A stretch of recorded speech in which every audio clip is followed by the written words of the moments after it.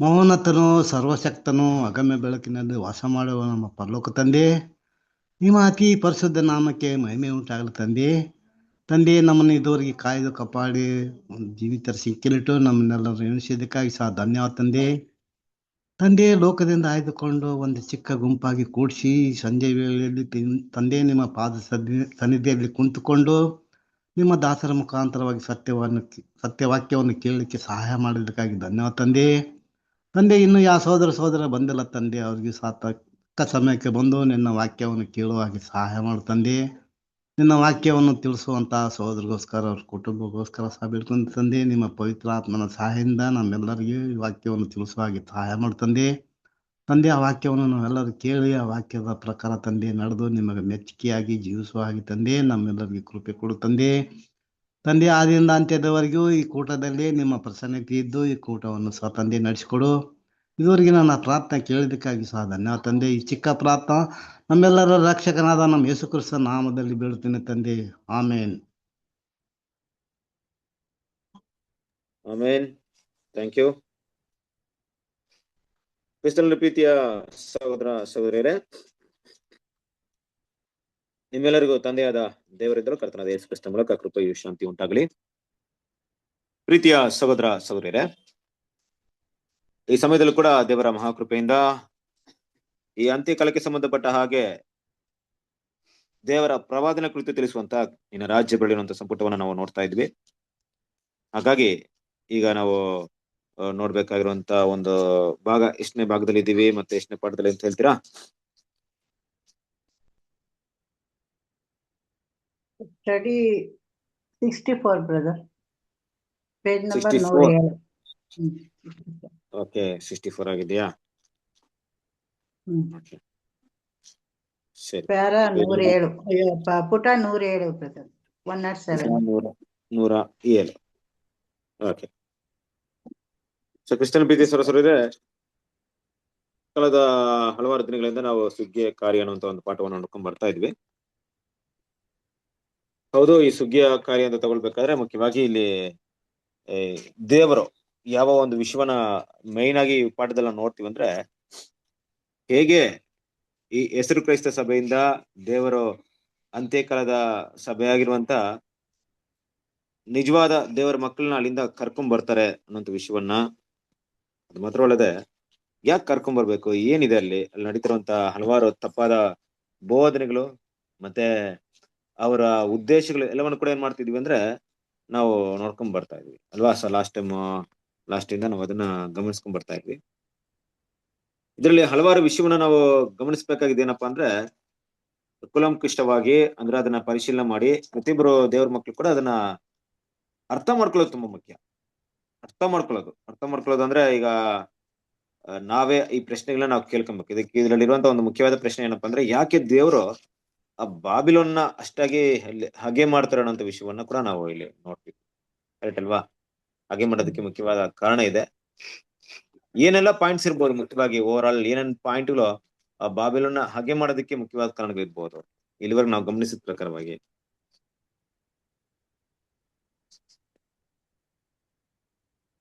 ಅವ್ರ ಬೋಧನೆ ಸರಿ ಇರ್ಲಿಲ್ಲ. ಬೋಧನೆ ಓಕೆ, ಬೇರೆ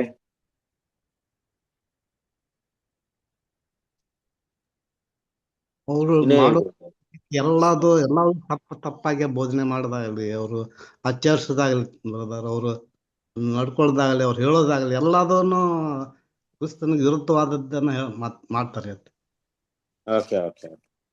ಸೊ ಅವ್ರು ಮಾಡುವಂತ ಆಚರಣೆಗಳು, ಅವ್ರ ಕೈಗೊಳ್ಳುವಂತ ಪದ್ಧತಿಗಳು, ನಿಯಮಾವಳಿಗಳು ಎಲ್ಲ ಕೂಡ ದೇವರ ಯೋಜನೆಗೆ ಸತ್ಯಕ್ಕೆ ವಿರುದ್ಧವಾಗಿದೆ. ಓಕೆ, ಬೇರೆ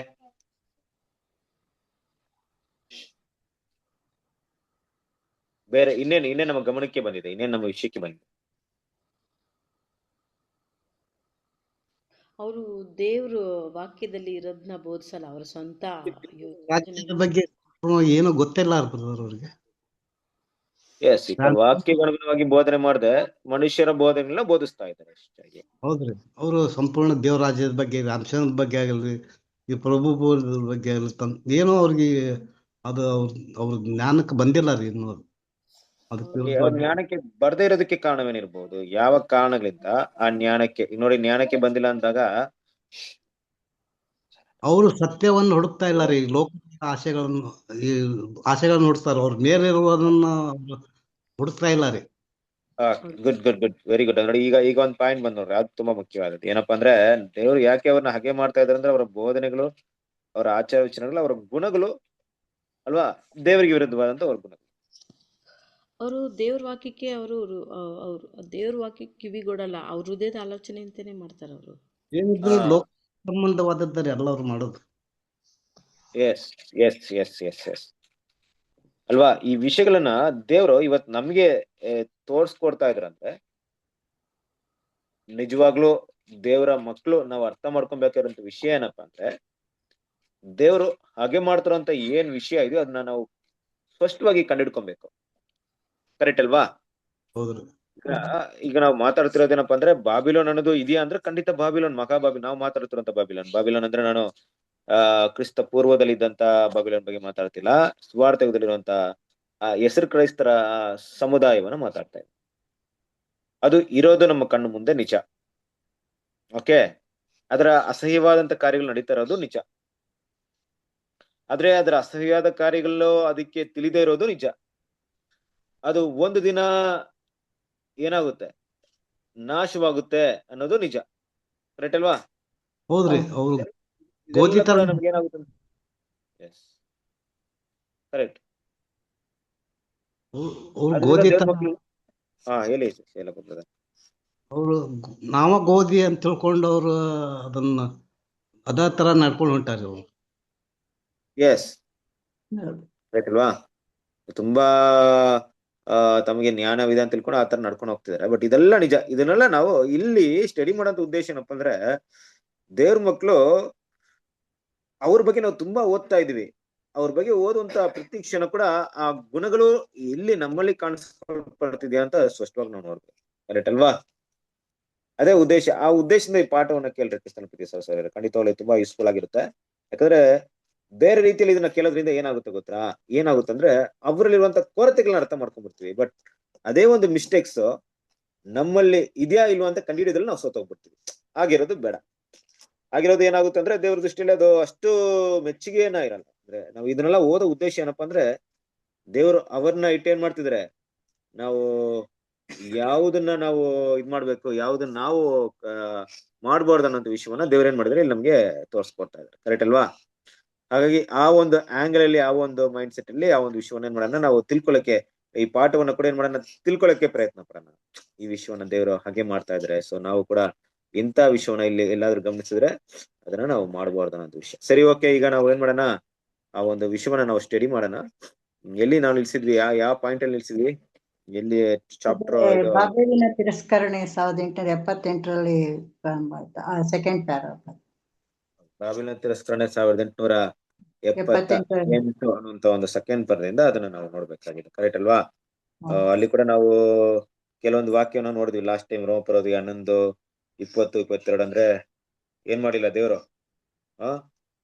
ಹುಟ್ಟು ಮರವನ್ನೇ, ಹುಟ್ಟು ಕಾಡಿನ ಮರಲ್ಲಿರುವಂತ ಅದ್ರಲ್ಲಿರುವಂತ ಒಂದು ಏನಂತೀವಿ, ನಿಜವಾದ ಒಂದು ಓಲಿ ಮರದ, ಎಣ್ಣೆ ಮರದ ಒಂದು ದೇವ್ರು ಉಳಿಸಿಲ್ಲ ಅಂದ್ರೆ ಈಗ ನಾವು ಎಷ್ಟು ಮಾತ್ರದವರು ಅಲ್ವಾ? ಹಾಗಾಗಿ ಅವರಲ್ಲಿ ಕಾಣಿಸಲ್ಪಟ್ಟಂತ ವಿಷಯ ದೇವ್ರ ಮಕ್ಳು ಇವತ್ತು ಏನನ್ಬೋದಂದ್ರೆ ಅವ್ರ ಬಗ್ಗೆ, ಯಾರ ಬಗ್ಗೆ, ನಮ್ಮ ಇಸ್ರೇಲ್ ಜನರ ಬಗ್ಗೆ ಯಾವ ವಿಷಯ ಮಾತಾಡ್ತಾ ಇದ್ರೆ ಅದೇ ಒಂದು ವಿಷಯವನ್ನ ಇಲ್ಲೂ ಮಾತಾಡ್ತಾ ಇದ್ರೆ. ಕರೆಕ್ಟ್ ಅಲ್ವಾ? ಇಸ್ರೇಲ್ ಜನರ ಬಗ್ಗೆ ಆ ರೋಮಪುರದವರಿಗೆ 11ನೇ ಅಧ್ಯಾಯ 20-22 ನಾವು ನೋಡಿದಾಗ,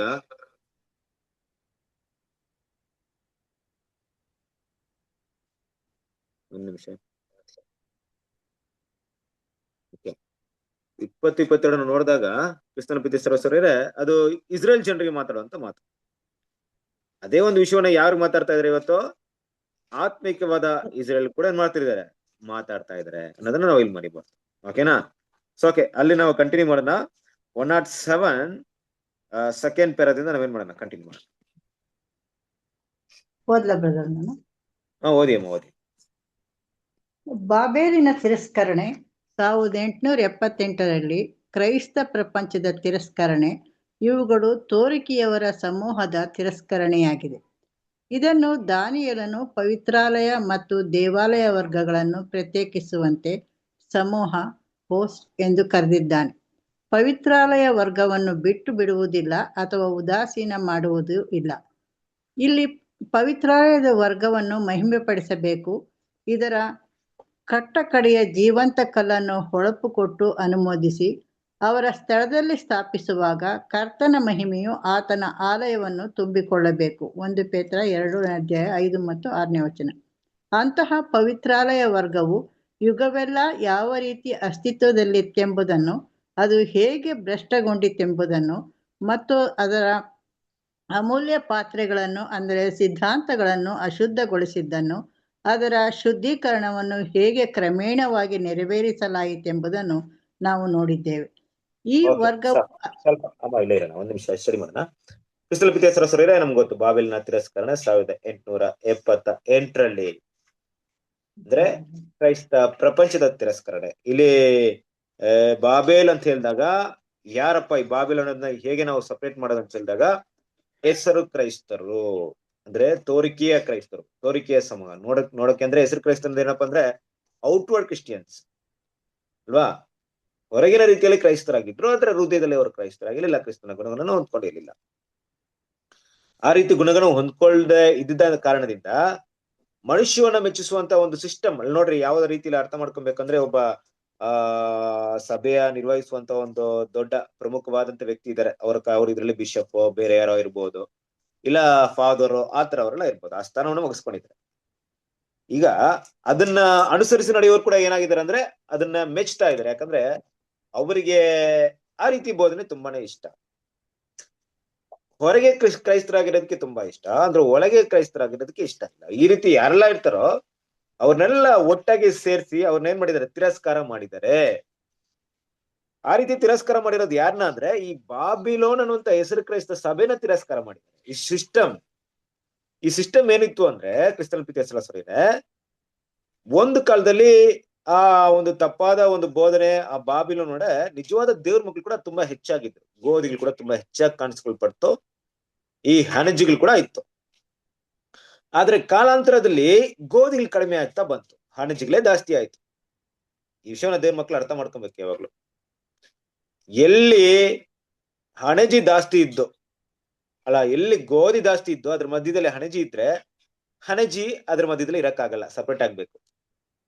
ನಾನು ನೆಲದ ಬಗ್ಗೆ ಮಾತಾಡ್ತಾ ಇಲ್ಲ, ವ್ಯವಸಾಯದ ಬಗ್ಗೆ ಮಾತಾಡ್ತಾ ಇಲ್ಲ. ನಿಜವಾಗ್ಲೂ ಈ ಗೋಧಿ ಅಂದಾಗ ದೇವ್ರ ಮಕ್ಕಳು, ಹಣಜಿ ಅಂದಾಗ ದೇವರ ಮಕ್ಕಳಿಗೆ ವಿರುದ್ಧವಾಗಿರುವಂತಹ ಗುಣಗಳನ್ನು ಹೊಂದಿರುವಂಥವ್ರು, ಗೋಧಿಯ ವೇಷವನ್ನು, ಕ್ರೈಸ್ತರ ವೇಷವನ್ನು ಹಾಕೊಂಡಿರುವಂತ ಜನರು. ಅವರು ಎಲ್ಲಿ ಅದರ ಮಧ್ಯದಲ್ಲಿ ಇರ್ತಾರೋ, ಅಂದ್ರೆ ಅಧಿಕವಾಗಿ ದೇವ್ರ ಮಕ್ಕಳಿರೋ ಮಧ್ಯದಲ್ಲಿ ಸ್ವಲ್ಪ ಮಂದಿ ಹಣಜೆ ಗುಣಗಳು ಹೊಂದ್ಕೊಂಡಿರುವಂತ ವೇಷ ಹಾಕೊಂಡಿರುವಂತ ಕ್ರೈಸ್ತ ಇದ್ದಾಗ ಅವ್ರ ಕೈಲಿ ಇರಕ್ಕಾಗಲ್ಲ, ಅವ್ರು ಹೊರಟೋಗ್ಬಿಡ್ತಾರೆ. ಅದೇ ರೀತಿ ಎಲ್ಲಿ ಹಣಜಿ ತುಂಬಾ ಜಾಸ್ತಿ ಇತ್ತು, ಅಲ್ಲಿ ಗೋಧಿ ಇದ್ದಾಗ ಆಗೇನಾಗುತ್ತಂದ್ರೆ ಆ ಗೋಧಿನ ಕೂಡ ಅಲ್ಲಿಂದ ಇರಕ್ಕಾಗಲ್ಲ, ಅಲ್ಲಿಂದ ಅದು ಹೊರಡ್ಬೇಕಾಗುತ್ತೆ. ಈ ರೀತಿ ನೋಡ್ಬೇಕಾದ್ರೆ 1878 ಪರಿಸ್ಥಿತಿ ಹೇಗಿತ್ತು ಅಂದ್ರೆ ಲೋಕವೆಲ್ಲ ಕ್ರೈಸ್ತರು ಇದ್ದಾರೆ, ಆದ್ರೆ ನಿಜವಾದ ಕ್ರೈಸ್ತರು ತುಂಬಾ ಕಡಿಮೆ ಇದ್ದಾರೆ. ಅದರಿಂದ ದೇವ್ರೊಂದು ಪ್ಲಾನ್ ಮಾಡಿದ್ರು. ಇವಾಗ ಏನ್ ಪ್ಲಾನ್ ಮಾಡಿದ್ರಂದ್ರೆ, ಯೋಚನೆ ಮಾಡ್ರಿ, ಇರೋದೆಲ್ಲ ಹಣಜಿಗಳಿರ್ಬೇಕಾದ್ರೆ ನಾನೇನಕ್ಕೆ ಇವರ ಮಧ್ಯದಲ್ಲಿ ದೇವ್ರ ವಾಕ್ಯನ ಕೊಡ್ಬೇಕು, ಇವ್ರಿಗೆ ಸತ್ಯ ಕೊಡ್ಬೇಕು, ಫಸ್ಟ್ ಇವ್ರನ್ನ ರಿಜೆಕ್ಟ್ ಮಾಡಕ್ಕೆ ಶುರು ಮಾಡ್ತೀನಿ, ನನ್ನಿಂದ ಇವ್ರನ್ನ ತಿರಸ್ಕಾರ ಮಾಡಿ ನಂತರ ಅದರಿಂದ ಏನ್ ಮಾಡ್ತೀನಿ, ನನ್ನ ಜನರಾಗಿರುವಂತನ ಕರೆ ಕೊಡ್ತೀನಿ. ಅದರಲ್ಲಿ ಅದರ ಒಳಗೆ ಸಿಕ್ಕಾಕಿರುವಂತ ನಿಜವಾಗಲೂ ಇರುವಂತ ಗೋಧಿಗಳನ್ನ ನಾನು ಕರಿತೀನಿ, ಅವರಿಗೆ ಕರೆ ಕೊಡ್ತೀನಿ. ಆ ಕರೆ ಏನಪ್ಪಾ ಅಂದ್ರೆ, ನನ್ನ ಜನರೇ ಆಕೆಯನ್ನು ಬಿಟ್ಟು ಹೊರಗೆ ಬನ್ನಿ ಅಂತ ಕರೆ ಕೊಡ್ತೀನಿ. ಆ ಕರೆನ ಕೇಳಿ ಎಲ್ಲ ಬರ್ಲಿ, ಈಚೆ ಬಂದಾಗ ಅವ್ರಿಗೆ ಏನ್ ಮಾಡ್ತೀನಿ, ಸತ್ಯ ಕೊಡ್ತೀನಿ. ಇದು ದೇವ್ರ ಪ್ಲಾನ್. ನಾವ್ ಇಲ್ಲಿವರೆಗೂ ಓದಿರೋ ಪ್ರಕಾರ ಇದೆ. ಈಗ ದೇವ್ರ ಮಕ್ಳು ಅರ್ಥ ಮಾಡ್ಕೊಬೇಕಾಗಿರೋದೇನಪ್ಪಾ ಅಂದ್ರೆ, ಆ ಒಂದು ಬಾಬಿಲೋನ ದೇವ್ರ ತಿರಸ್ಕಾರ ಮಾಡಿದ್ರೆ ಹೊರತು ಪವಿತ್ರಾಲಯವನ್ನ ದೇವ್ರು ತಿರಸ್ಕಾರ ಮಾಡಿಲ್ಲ, ಪವಿತ್ರಾಲಯದ ವರ್ಗದವನ್ನ ತಿರಸ್ಕಾರ ಮಾಡಿಲ್ಲ. ಪವಿತ್ರಾಲಯದ ವರ್ಗದವರು ಅಂದ್ರೆ ಏನು ಅಂದ್ರೆ, ಪವಿತ್ರಾಲಯ ಅಂದ್ರೆ ಏನು ಮುಖ್ಯವಾಗಿ ಅರ್ಥ ಮಾಡ್ಕೊಬೇಕು. ಪವಿತ್ರಾಲಯ ಅಂದ್ರೆ ದೇವರ ಸತ್ಯ, ಕ್ರಿಸ್ತನ ಬೋಧನೆ, ಇದಕ್ಕೆ ಅಂಟ್ಕೊಂಡಿರುವಂತ ಯಾವ ಸಿಸ್ಟಮ್ ಇದೆಯೋ ಅದನ್ನ ದೇವ್ರೇನ್ ಮಾಡಿಲ್ಲ, ತಿರಸ್ಕಾರ ಮಾಡಿಲ್ಲ. ಈಗ ಎರಡನ್ನು ಸಪ್ರೇಟ್ ಮಾಡೋ ಕೆಲಸವನ್ನ ಮಾತ್ರ ಮಾಡಿದ. ಅದರ ಜೊತೆಗೆ ಯಾವಾಗ ಈ ಬಾಬಿಲೋನನ್ನ ಸಂಪೂರ್ಣವಾಗಿ ತಿರಸ್ಕಾರ ಮಾಡ್ತಾರೋ, ಹೆಸರು ಕ್ರೈಸ್ತನ ತಿರಸ್ಕಾರ ಮಾಡ್ತಾರೋ, ಪವಿತ್ರಾಲಯ ಇನ್ನೂ ಶುದ್ಧೀಕರಣವಾಗುತ್ತೆ. ಯಾವ ರೀತಿಯಲ್ಲಿ ಶುದ್ಧೀಕರಣವಾಗುತ್ತೆ ಅಂತ ಕೇಳಿದಾಗ ಕ್ರಿಸ್ತನ ಪ್ರೀತಿಯ ಸಹೋದರರೇ, ಇಲ್ಲಿ ಅರ್ಥ ಮಾಡ್ಕೊಬೇಕಾದ ವಿಷಯ ಏನಪ್ಪಾ ಅಂದ್ರೆ, ಇವತ್ತು ಕೂಡ ದೇವರ ಮಕ್ಕಳ ಮಧ್ಯದಲ್ಲಿ ಶುದ್ಧವಾದ ಸತ್ಯವನ್ನ ಕೊಡ್ತಾ ಇದ್ದಾರೆ. ಆದ್ರೆ ಇದೇ ಸತ್ಯ ಬಾಬಿಲೋನಲ್ಲಿ ಇಲ್ಲ. ತುಂಬಾ ಜನ ಕೇಳ್ಬೋದು, ಬರೀ ಇಲ್ಲಿ ತಗೊಳ್ಳೋಂತ ಕ್ಲಾಸಸ್ ಅಲ್ಲ, ಅಲ್ಲಿ ಯಾಕೆ ತಗೊಳಲ್ಲ? ಅವ್ರು ಯಾರಿಗೂ ಗೊತ್ತಿಲ್ವಾ? ಯಾಕಂದ್ರೆ ದೇವ್ರು ತಿಳ್ಸಕ್ ಇಷ್ಟಪಡ್ಲಿಲ್ಲ. ದೇವ್ರು ಅವರ ಮಧ್ಯದಲ್ಲಿ ಅದನ್ನ ಹೇಳಕ್ ಇಷ್ಟಪಡಲಿಲ್ಲ, ಸಪ್ರೇಟ್ ಮಾಡಿ ಹೇಳಕ್ಕೆ ಇಷ್ಟಪಡ್ತಾ ಇದ್ದಾರೆ. ಸಿಂಪಲ್. ಈಗ ಈ ಸತ್ಯನ ಹೋಗಿ ಅಲ್ಲಿ ಯಾರಾದ್ರೂ ಒಬ್ರು ಹೇಳ್ತಾರೆ ಅಂತ ಇಟ್ಕೊಳ್ಳಿ. ಒಂದ್ ವೇಳೆ ಆ ಸಭೆಯಲ್ಲಿರುವಂತ ಪಾಸ್ಟ್ರೇ ಬಂದ್ಬಿಟ್ಟು ಈ ಸತ್ಯವನ್ನ ಕೇಳ್ಬಿಟ್ರು, ಅರ್ಥವಾಯ್ತು ಅವ್ರಿಗೆ, ಹೌದಪ್ಪ ಇದೇ ಸತ್ಯ ಅಂತ ಡಿಸೈಡ್ ಮಾಡಿದ್ರು, ಈಗ ಅವ್ರೋಗ ಅಲ್ಲಿ ಹೇಳ್ತಾರೆ ಅಂತ ಇಟ್ಕೊಳ್ಳಿ. ಎರಡು ಕೆಲಸ ನಡೆಯುತ್ತೆ. ಒಂದು, ಜನರೆಲ್ಲ ಅವ್ರನ್ನ ಬಿಟ್ಟು ಹೊರಟೋಗ್ತಾರೆ. ಇಲ್ಲ, ಅವ್ರ ಜನರನ್ನ ಬಿಟ್ಟು ಅವ್ರನ್ನ ಓಡಿಸ್ಬಿಡ್ತಾರೆ. ಅಷ್ಟೇ, ಎರಡೇ ನಡೆಯುತ್ತೆ. ಸಪ್ರೇಷನ್ ಹಾಗೆ ಆಗುತ್ತೆ. ಇದೇ ಈ ಸತ್ಯದ ಒಂದು ಮಹತ್ವ. ಇಲ್ಲಿ ನಡೀತಾರಂತ ಕೆಲಸನೇ ಅಷ್ಟೇ. ನೀವ್ ಯಾವ ಆಂಗಲ್ ಬೇಕಾದ್ರೆ ನೋಡ್ಕೊಬಹುದು. ಒಂದು, ಇವರನ್ನ ಮಾತಿಗೆ ಒಪ್ಕೊಂಡು ಎಲ್ರು ಕೂಡ ಸತ್ಯಕ್ಕೆ ಕಿವಿ ಕೊಡ್ಬೇಕು. ಇಲ್ಲ, ಇವರನ್ನ ಸಭೆಯಿಂದ ಈಚೆ ಕಳಿಸ್ಬೇಕು. ಇಲ್ಲ, ನೀವೇ ಇಡ್ರಪ್ಪ, ಇಂಥ ಬೋಧನೆ ನಮ್ಗೆ ಬೇಕಾಗಿಲ್ಲ, ನಮ್ ಬಾಬಿಲೋನ್ ಬೋಧನೆ ಬೇಕು ಅಂದ್ಬಿಟ್ಟು ಅವರೆಲ್ಲ ಬಿಟ್ಟು ಹೋಗ್ಬೇಕು. ಇದೇ ನಡೆಯೋದು. ಸಪರೇಷನ್ ಅಂತೂ ನಡೆದೇ ನಡೆಯುತ್ತೆ. ಅಂದ್ರೆ ಇಲ್ಲಿ ಪವಿತ್ರಾಲಯ ಶುದ್ಧೀಕರಣ ಮಾಡುವಂತ ಒಂದು ಕೆಲಸ ದೇವ್ರು ಇಲ್ಲಿ ಏನ್ ಮಾಡಿದ್ರೆ ತುಂಬಾ ತೀವ್ರವಾಗಿ ಮಾಡಿದ್ದಾರೆ. ಅದ್ರ ಜೊತೆಗೆ ದೇವ್ರ ಮಕ್ಕಳು ಇನ್ನೊಂದು ವಿಷಯನ ಕೂಡ ನಾವು ಅರ್ಥ ಮಾಡ್ಕೊಳ್ತಾ ಇದೀವಿ. ಏನಪ್ಪಾ ಅಂದ್ರೆ, ಈ ಪವಿತ್ರಾಲಯ ಆರಂಭದಲ್ಲಿ ಶುದ್ಧವಾಗೇ ಇತ್ತು ಅಲ್ವಾ? ಆದ್ರೆ ಹಾಳು ಮಾಡುವಂತ ಅಸಹ್ಯ ವಸ್ತು ಸೆಂಟ್ರಲ್ ಬಂತು, ಈ ಪವಿತ್ರಾಲಯವನ್ನ ಅಶುದ್ಧ ಮಾಡಕ್ಕೆ ಶುರು ಮಾಡ್ತು. ಬೋಧನೆಗಳು, ದೇವರ ಉಪದೇಶಗಳು, ಪವಿತ್ರ, ಶುದ್ಧ, ಪರಿಶುದ್ಧ ಅಂತ ಹೇಳಲ್ಪಡುವಂತ ಏನೆಲ್ಲಾ ಸತ್ಯ ವಿಷಯಕ್ಕೆ ಸಂಬಂಧಪಟ್ಟಿದ್ದು ಇತ್ತೋ ಅದನ್ನೆಲ್ಲವನ್ನ ಬದಲಾವಣೆ ಮಾಡಕ್ಕೆ ಶುರು ಮಾಡ್ತು. ಆದ್ರೆ ಅಲ್ಲಿಂದ ಈಚೆಗೆ ಏನಾಯ್ತು ಅಂದ್ರೆ, ದೇವರು ಅದನ್ನ ಶುದ್ಧೀಕರಣ ಮಾಡುವಂತ ಕೆಲಸ ಮಾಡಿದ್ರು. ಆದ್ರೆ ಕ್ರಿಸ್ತನ ಪ್ರೀತಿಯ ಸಹೋದರರೇ, ಪವಿತ್ರಾಲಯ ಹಾಳು ಮಾಡುವಂತ ಅಸಹ್ಯ ವಸ್ತು ಹೊರಗಡೆ ಬಂದ್ರು, ಹೊರಗಡೆ ಬರ್ದೇ ಇದ್ರು, ಹೊರಗಡೆ ಬಂದ ನಂತರ ಹೊರಗಡೆ ಹೋದ್ರು ಕೂಡ ಅಲ್ಲಿಂದ ಇಲ್ಲಿಯವರೆಗೆ ನಿಜವಾದ ದೇವರ ಮಕ್ಕಳನ್ನ ದೇವರು ಕಾಪಾಡ್ಕೊಂಡೇ ಬಂದಿದ್ದಾರೆ. ಮೇ ಬಿ ಅವರು ಬಾಬಿಲೋನ್ ಒಳಗಡೆ ಇರ್ಬೋದು, ಇಲ್ಲ ಹೊರಗಡೆ ಇರ್ಬೋದು, ಎಲ್ಲೇ ಇರ್ಬೋದು. ಅವರಿಗೆ ಬೇಕಾದಂತ ಸತ್ಯವಿರ್ಬೋದು, ವಾಕ್ಯಗಳಿರ್ಬೋದು, ಅದೆಲ್ಲವನ್ನು ಕೊಡ್ತಾನೆ ಬರ್ತಾ ಇದ್ರೆ. ಈಗ ನಾವು ನೋಡುವಂತ ವಿಷಯ ಏನಪ್ಪಾ ಅಂದ್ರೆ, ಅವ್ರನ್ನ ಬಾಬೇಲ್ನ ಇಟ್ಟು ಪೋಷಿಸೋದು ದೇವರು ಇಷ್ಟಪಡದೆ, ಬಾಬೇಲಿಂದ ಹೊರಗೆ ಇಟ್ಟು ಪೋಷಿಸೋದು ದೇವರು ಇಷ್ಟಪಡ್ತಾ ಇದ್ದಾರೆ. ಅವ್ರನ್ನ ಸಪ್ರೇಟ್ ಮಾಡಕ್ಕೆ ದೇವರು ಇಷ್ಟಪಡ್ತಾ ಇದ್ದಾರೆ. ಕರೆಕ್ಟ್ ಅಲ್ವಾ? ಹಾಗೆ ನೋಡ್ಬೇಕಾದ್ರೆ ಈ ಪವಿತ್ರಾಲಯ ಖಂಡಿತ ಶುದ್ಧೀಕರಣ ಆಗುತ್ತೆ. ಕೇಳಿಸ್ತಾ ಇದೆಯಾ? ಹಾ, ಕೇಳಿಸ್ತಾ ಇದ್ದಾರೆ. ಗೊತ್ತಲ್ಲ, ಕ್ಲಿಯರ್ ಇದೆ. ಈ ಬಾಬಿಲೋನ್ ಖಂಡಿತ ಓಕೆ, ಈ ಪವಿತ್ರಾಲಯ ಖಂಡಿತ ಶುದ್ಧೀಕರಣವಾಗುತ್ತೆ. ಪವಿತ್ರಾಲಯದಲ್ಲಿ ಪವಿತ್ರ ಆಲಯ ಅಂತ ಹೇಳಿದಾಗ ನಿಜವಾದ ದೇವರ ಮಕ್ಕಳ ಸಭೆ, ಅದರಲ್ಲೂ ಕೂಡ ವಿಶೇಷವಾಗಿ ಆ ಕಲ್ಲು, ಮೂಳೆ ಕಲ್ಲು ಅಂತ ಹೇಳ್ತಾರೆ, ಜೀವಂತ ಕಲ್ಲು, ಅದೇನಾಗುತ್ತೆ, ಒಂದು ದಿನ ಎಲ್ಲರ ಮುಂದೆ ಆ ಒಂದು ಆಲಯವನ್ನ ಎಲ್ಲರೂ ನೋಡ್ತಾರೆ. ಅದು ಎತ್ತರಕ್ಕೆ ಬಂದಿರುತ್ತೆ, ಅದು ಮಹಿಮೆಯಲ್ಲಿ ಬಂದಿರುತ್ತೆ. ನಿಜವಾದ ದೇವರ ಆಲಯ ಒಂದು ಮಹಿಮೆಗೆ ಬಂದಿರೋದನ್ನ ಇಡೀ ಲೋಕ ನೋಡುತ್ತೆ, ಸಭೆ ನೋಡುತ್ತೆ, ಮತ್ತೆ ಬಾಬಿಲೋನ್ ಅವ್ರು ನೋಡ್ತಾರೆ, ಎಲ್ರು ನೋಡ್ತಾರೆ ಆ ಮಹಿಮೆನ. ಆದ್ರೆ ನೆನಪಲ್ಲಿ ಇಟ್ಕೊಬೇಕಾಗಿರೋ ವಿಷಯ ಏನಪ್ಪಾ ಅಂದ್ರೆ, ಈ ಆಲಯವಿರ್ಬೋದು, ಈ ಕಲ್ಲುಗಳಿರ್ಬೋದು, ಜೀವಂತ ಕಲ್ಲುಗಳಿರ್ಬೋದು, ಇದೆಲ್ಲವನ್ನು ದೇವರು ಬಾಬಿಲೋನ್ ಒಳಗಡೆನೆ ರೆಡಿ ಮಾಡಿದ್ದಾರೆ, ಬಾಬಿಲೋನ್ ಮಧ್ಯದಲ್ಲೇ ಪ್ರಿಪೇರ್ ಮಾಡಿದ್ದಾರೆ ಅಲ್ವಾ? ಆಲ್ಮೋಸ್ಟ್ ಈಗ ನೋಡ್ಬೇಕಾದ್ರೆ ಇಲ್ಲಿವರೆಗೂ ನಾವು ನೋಡ್ತಿರುವಂತ ವಿಷಯ, ಇತ್ತೀಚೆಗೆ 1878 ಈಚೆಗೆ ಅದರ ಸುವಾರ್ತೆ ಯುಗದ ಆರಂಭ AD 36 ಇಂದನೇ ಆರಂಭವಾಯಿತು. ಅಂದ್ರೆ ಯೇಸು ಕ್ರಿಸ್ತನ ಪುನರ್ತನ ಆಗಿ ಸುವಾರ್ತೆನ ಲೋಕದ ಕಟ್ಟೆ ಕಡೆಗೆ ಸಾರ್ರಿ ಅಂದಾಗ ಆ ಸಾರುವಂತ ಪ್ರಕ್ರಿಯೆ ಆರಂಭವಾಗಿತ್ತು. ಅಲ್ಲಿಂದ ನಾವು 1878 ವರೆಗೂ ತಂದಾಗ ಸುಮಾರು 1800 ವರ್ಷಗಳು ಗಿಂತ ಹೆಚ್ಚಾಗಿ ಕಳೆದೋಗಿತ್ತು. ಆ ಸಮಯದಲ್ಲಿ ಎಲ್ಲ ಕೂಡ ದೇವರು ಈ ಜೀವಂತ ಕಲ್ಲುಗಳನ್ನ, ಈ ನಿಜವಾದ ದೇವರ ಮಕ್ಕಳ ಸಭೆಯನ್ನ ಬಾಬಿಲೋನ್ ಒಳಗಡೆ ರೆಡಿ ಮಾಡಿದ್ದಾರೆ, ಅಲ್ಲಿಂದನೇ ಪ್ರಿಪೇರ್ ಮಾಡಿದ್ದಾರೆ ಅಲ್ವಾ? ಸಾಗಿದ್ಬೇಕಾದ್ರೆ ಆ ಜೀವಂತ ಕಲ್ಲುಗಳು ಅಂತ ಏನ್ ಕರೀತಾ ಇದೀವಿ, ನಿಜವಾದ ದೇವರ ಮಕ್ಕಳು, ಜೊತೆಗೆ ನಮ್ಮ ಕರ್ತನಾದ ಯೇಸು ಕ್ರಿಸ್ತನ ಒಳಗೊಂಡಿರುವಂತ ನಿಜವಾದ ಸಭೆ ಏನಿದೆ, ಆ ಸಭೆ ಏನನ್ನ ಸ್ಪಷ್ಟವಾಗಿ ಅರ್ಥ ಮಾಡ್ಕೊಂಡಿದೆ ಅಂದ್ರೆ, ಈ ಹಾಳು ಮಾಡುವಂತ ಅಸಹ್ಯ ವಸ್ತುನ, ಇಲ್ಲವೇ ಈ ಬಾಬಿಲೋನಿನ ಅಸಹ್ಯವಾದ ಕಾರ್ಯಗಳನ್ನ ತುಂಬಾ ಚೆನ್ನಾಗಿ ಅರ್ಥ ಮಾಡ್ಕೊಂಡಿದೆ ಅಲ್ವಾ? ಸೊ ಅದೇನಾಗಿದೆ, ತುಂಬಾ ಸ್ಪಷ್ಟವಾಗಿ ಗೊತ್ತಾಗಿದೆ. ಅದಕ್ಕೆ ನಾವು ನೋಡ್ಬೇಕಾದ್ರೆ 1 ಪೇತ್ರ 2ನೇ ಅಧ್ಯಾಯ 5 ಮತ್ತು 6ನೇ ವಾಕ್ಯ ಹೋದ್ರಿ. 1 ಪೇತ್ರ 2ನೇ ಅಧ್ಯಾಯ 5 ಮತ್ತು 6ನೇ ವಾಕ್ಯ.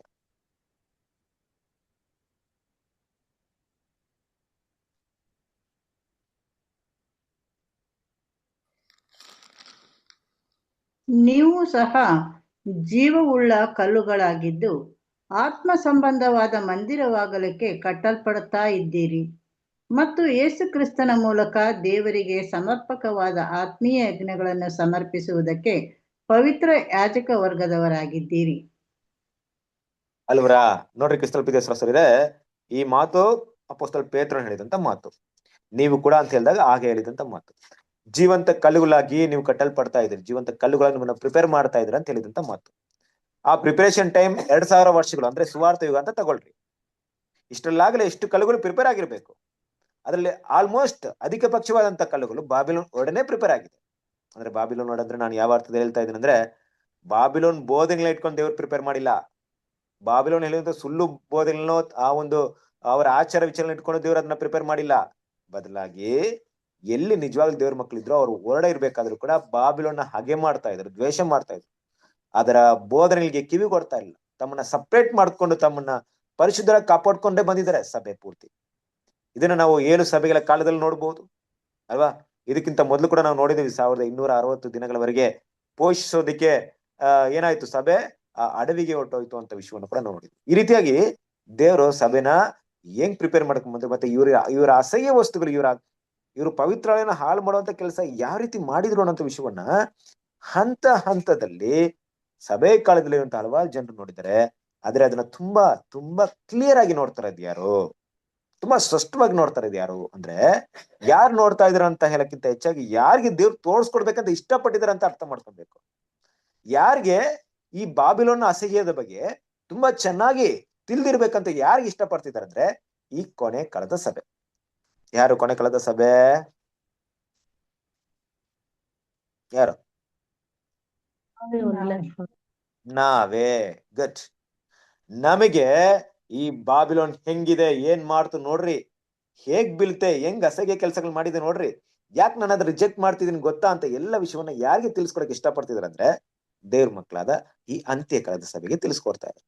ಇವತ್ ನಾವು ತಿಳ್ಕೊಳ್ತಾ ಇದ್ವಿ ಕ್ರಿಸ್ತನ ಪ್ರಿಯ ಸಹೋದರರೇ, really we are blessing people. ಯಾಕೆ ಅಂತ ನೋಡಿದ್ರೆ ಕ್ರಿಸ್ತನ ಪ್ರಿಯ ಸಹೋದರರೇ, ಲೋಕದ ಹಲವಾರು ವಿಷಯಗಳ ಜನ ತಿಳ್ಕೊಳ್ತಾ ಇದಾರೆ ಇವತ್ತು ಅಲ್ವಾ? ಬಟ್ ಅದೆಲ್ಲ ಕೂಡ ಸುಳ್ಳು. ಇದೇನೋ ಆಗುತ್ತೆ, ಅದೇನೋ ಆಗ್ಬಿಡುತ್ತೆ, ನಾವ್ ಹಿಂಗ್ ಮಾಡ್ಬಿಡ್ತೀವಿ, ದೇಶನ ಬದಲಾವಣೆ ಮಾಡ್ತೀವಿ ಅನ್ನೋದೆಲ್ಲ ಸುಳ್ಳು. ದೇವರ ಕೈಯಲ್ಲಿರುವಂತ ಯೋಜನೆ ಮಾತ್ರ ನಿಜ. ಯಾಕೆ ಅಂದ್ರೆ, ಯಾರನ್ನ ಇಳಿಸ್ಬೇಕು ಸಿಂಹಾಸನದಿಂದ, ಯಾರನ್ನ ಸಿಂಹಾಸನ ಕುಳಿಸ್ಬೇಕಂತ ಪ್ರತಿಯೊಂದು ವಿಷಯವನ್ನ ಯಾರು ಹೊಂದ್ಕೊಂಡಿದ್ದಾರೆ ಅಂದ್ರೆ ತಂದೆಯ ದೇವ್ರು ಹೊಂದ್ಕೊಂಡಿದ್ದಾರೆ. ಕರೆಕ್ಟ್ ಅಲ್ವಾ? ಯಾಕೆ ಗೌರ್ಮೆಂಟ್ ಬರ್ಬೇಕು, ಯಾಕೆ ಗೌರ್ಮೆಂಟ್ ಹೋಗ್ಬೇಕು? ದಾನಿಯೇಲ ನೆಬೂಕದ್ನೆಚ್ಚರ್ ಹೇಳ್ತಾರಲ್ವಾ 4ನೇ ಅಧ್ಯಾಯದಲ್ಲಿ, 7 ವರ್ಷ ಏನ್ ಮಾಡ್ತಾರೆ, ಕುಳ್ಳು ತಿಂದ ಮೇಲೆ ಬುದ್ಧಿ ಬಂದ ಮೇಲೆ ಮಾತಾಡ್ತಾರೆ ನೋಡ್ರಿ, ನೋಡ್ರಿ. ಹಾಗೆ ಅದು ದೇವ್ರ ಕೈಯಲ್ಲಿದೆ. ಈಗ ಕ್ರಿಸ್ತನಿಗೆ ರಾಜ್ಯವನ್ನು ಯಾವಾಗ ಕೊಡ್ಬೇಕು, ಯಾವ ರಾಜ್ಯವನ್ನು ಇಳಿಸ್ಬೇಕು ಅಂತ ಪ್ರತಿಯೊಂದು ವಿಷಯ ತಂದೆಯಾದ ದೇವರ ಕೈಯಲ್ಲಿದೆ. ಹಾಗಾಗಿ ಕ್ರಿಸ್ತನ ಪ್ರೀತಿಯ ಸಹೋದರರೇ, ನಾವೇನ್ ನೋಡ್ತಾ ಇದ್ವಿ ಅದು ದೇವರ ಯೋಜನೆಯನ್ನ ನೋಡ್ತಾ ಇದ್ವಿ. ದೇವರು ಇನ್ಮೇಲೆ ಏನ್ ಮಾಡಕ್ ಹೋಗ್ತಿದಾರ ಅನ್ನೋ ವಿಷಯವನ್ನ ನೋಡ್ತಾ ಇದ್ವಿ.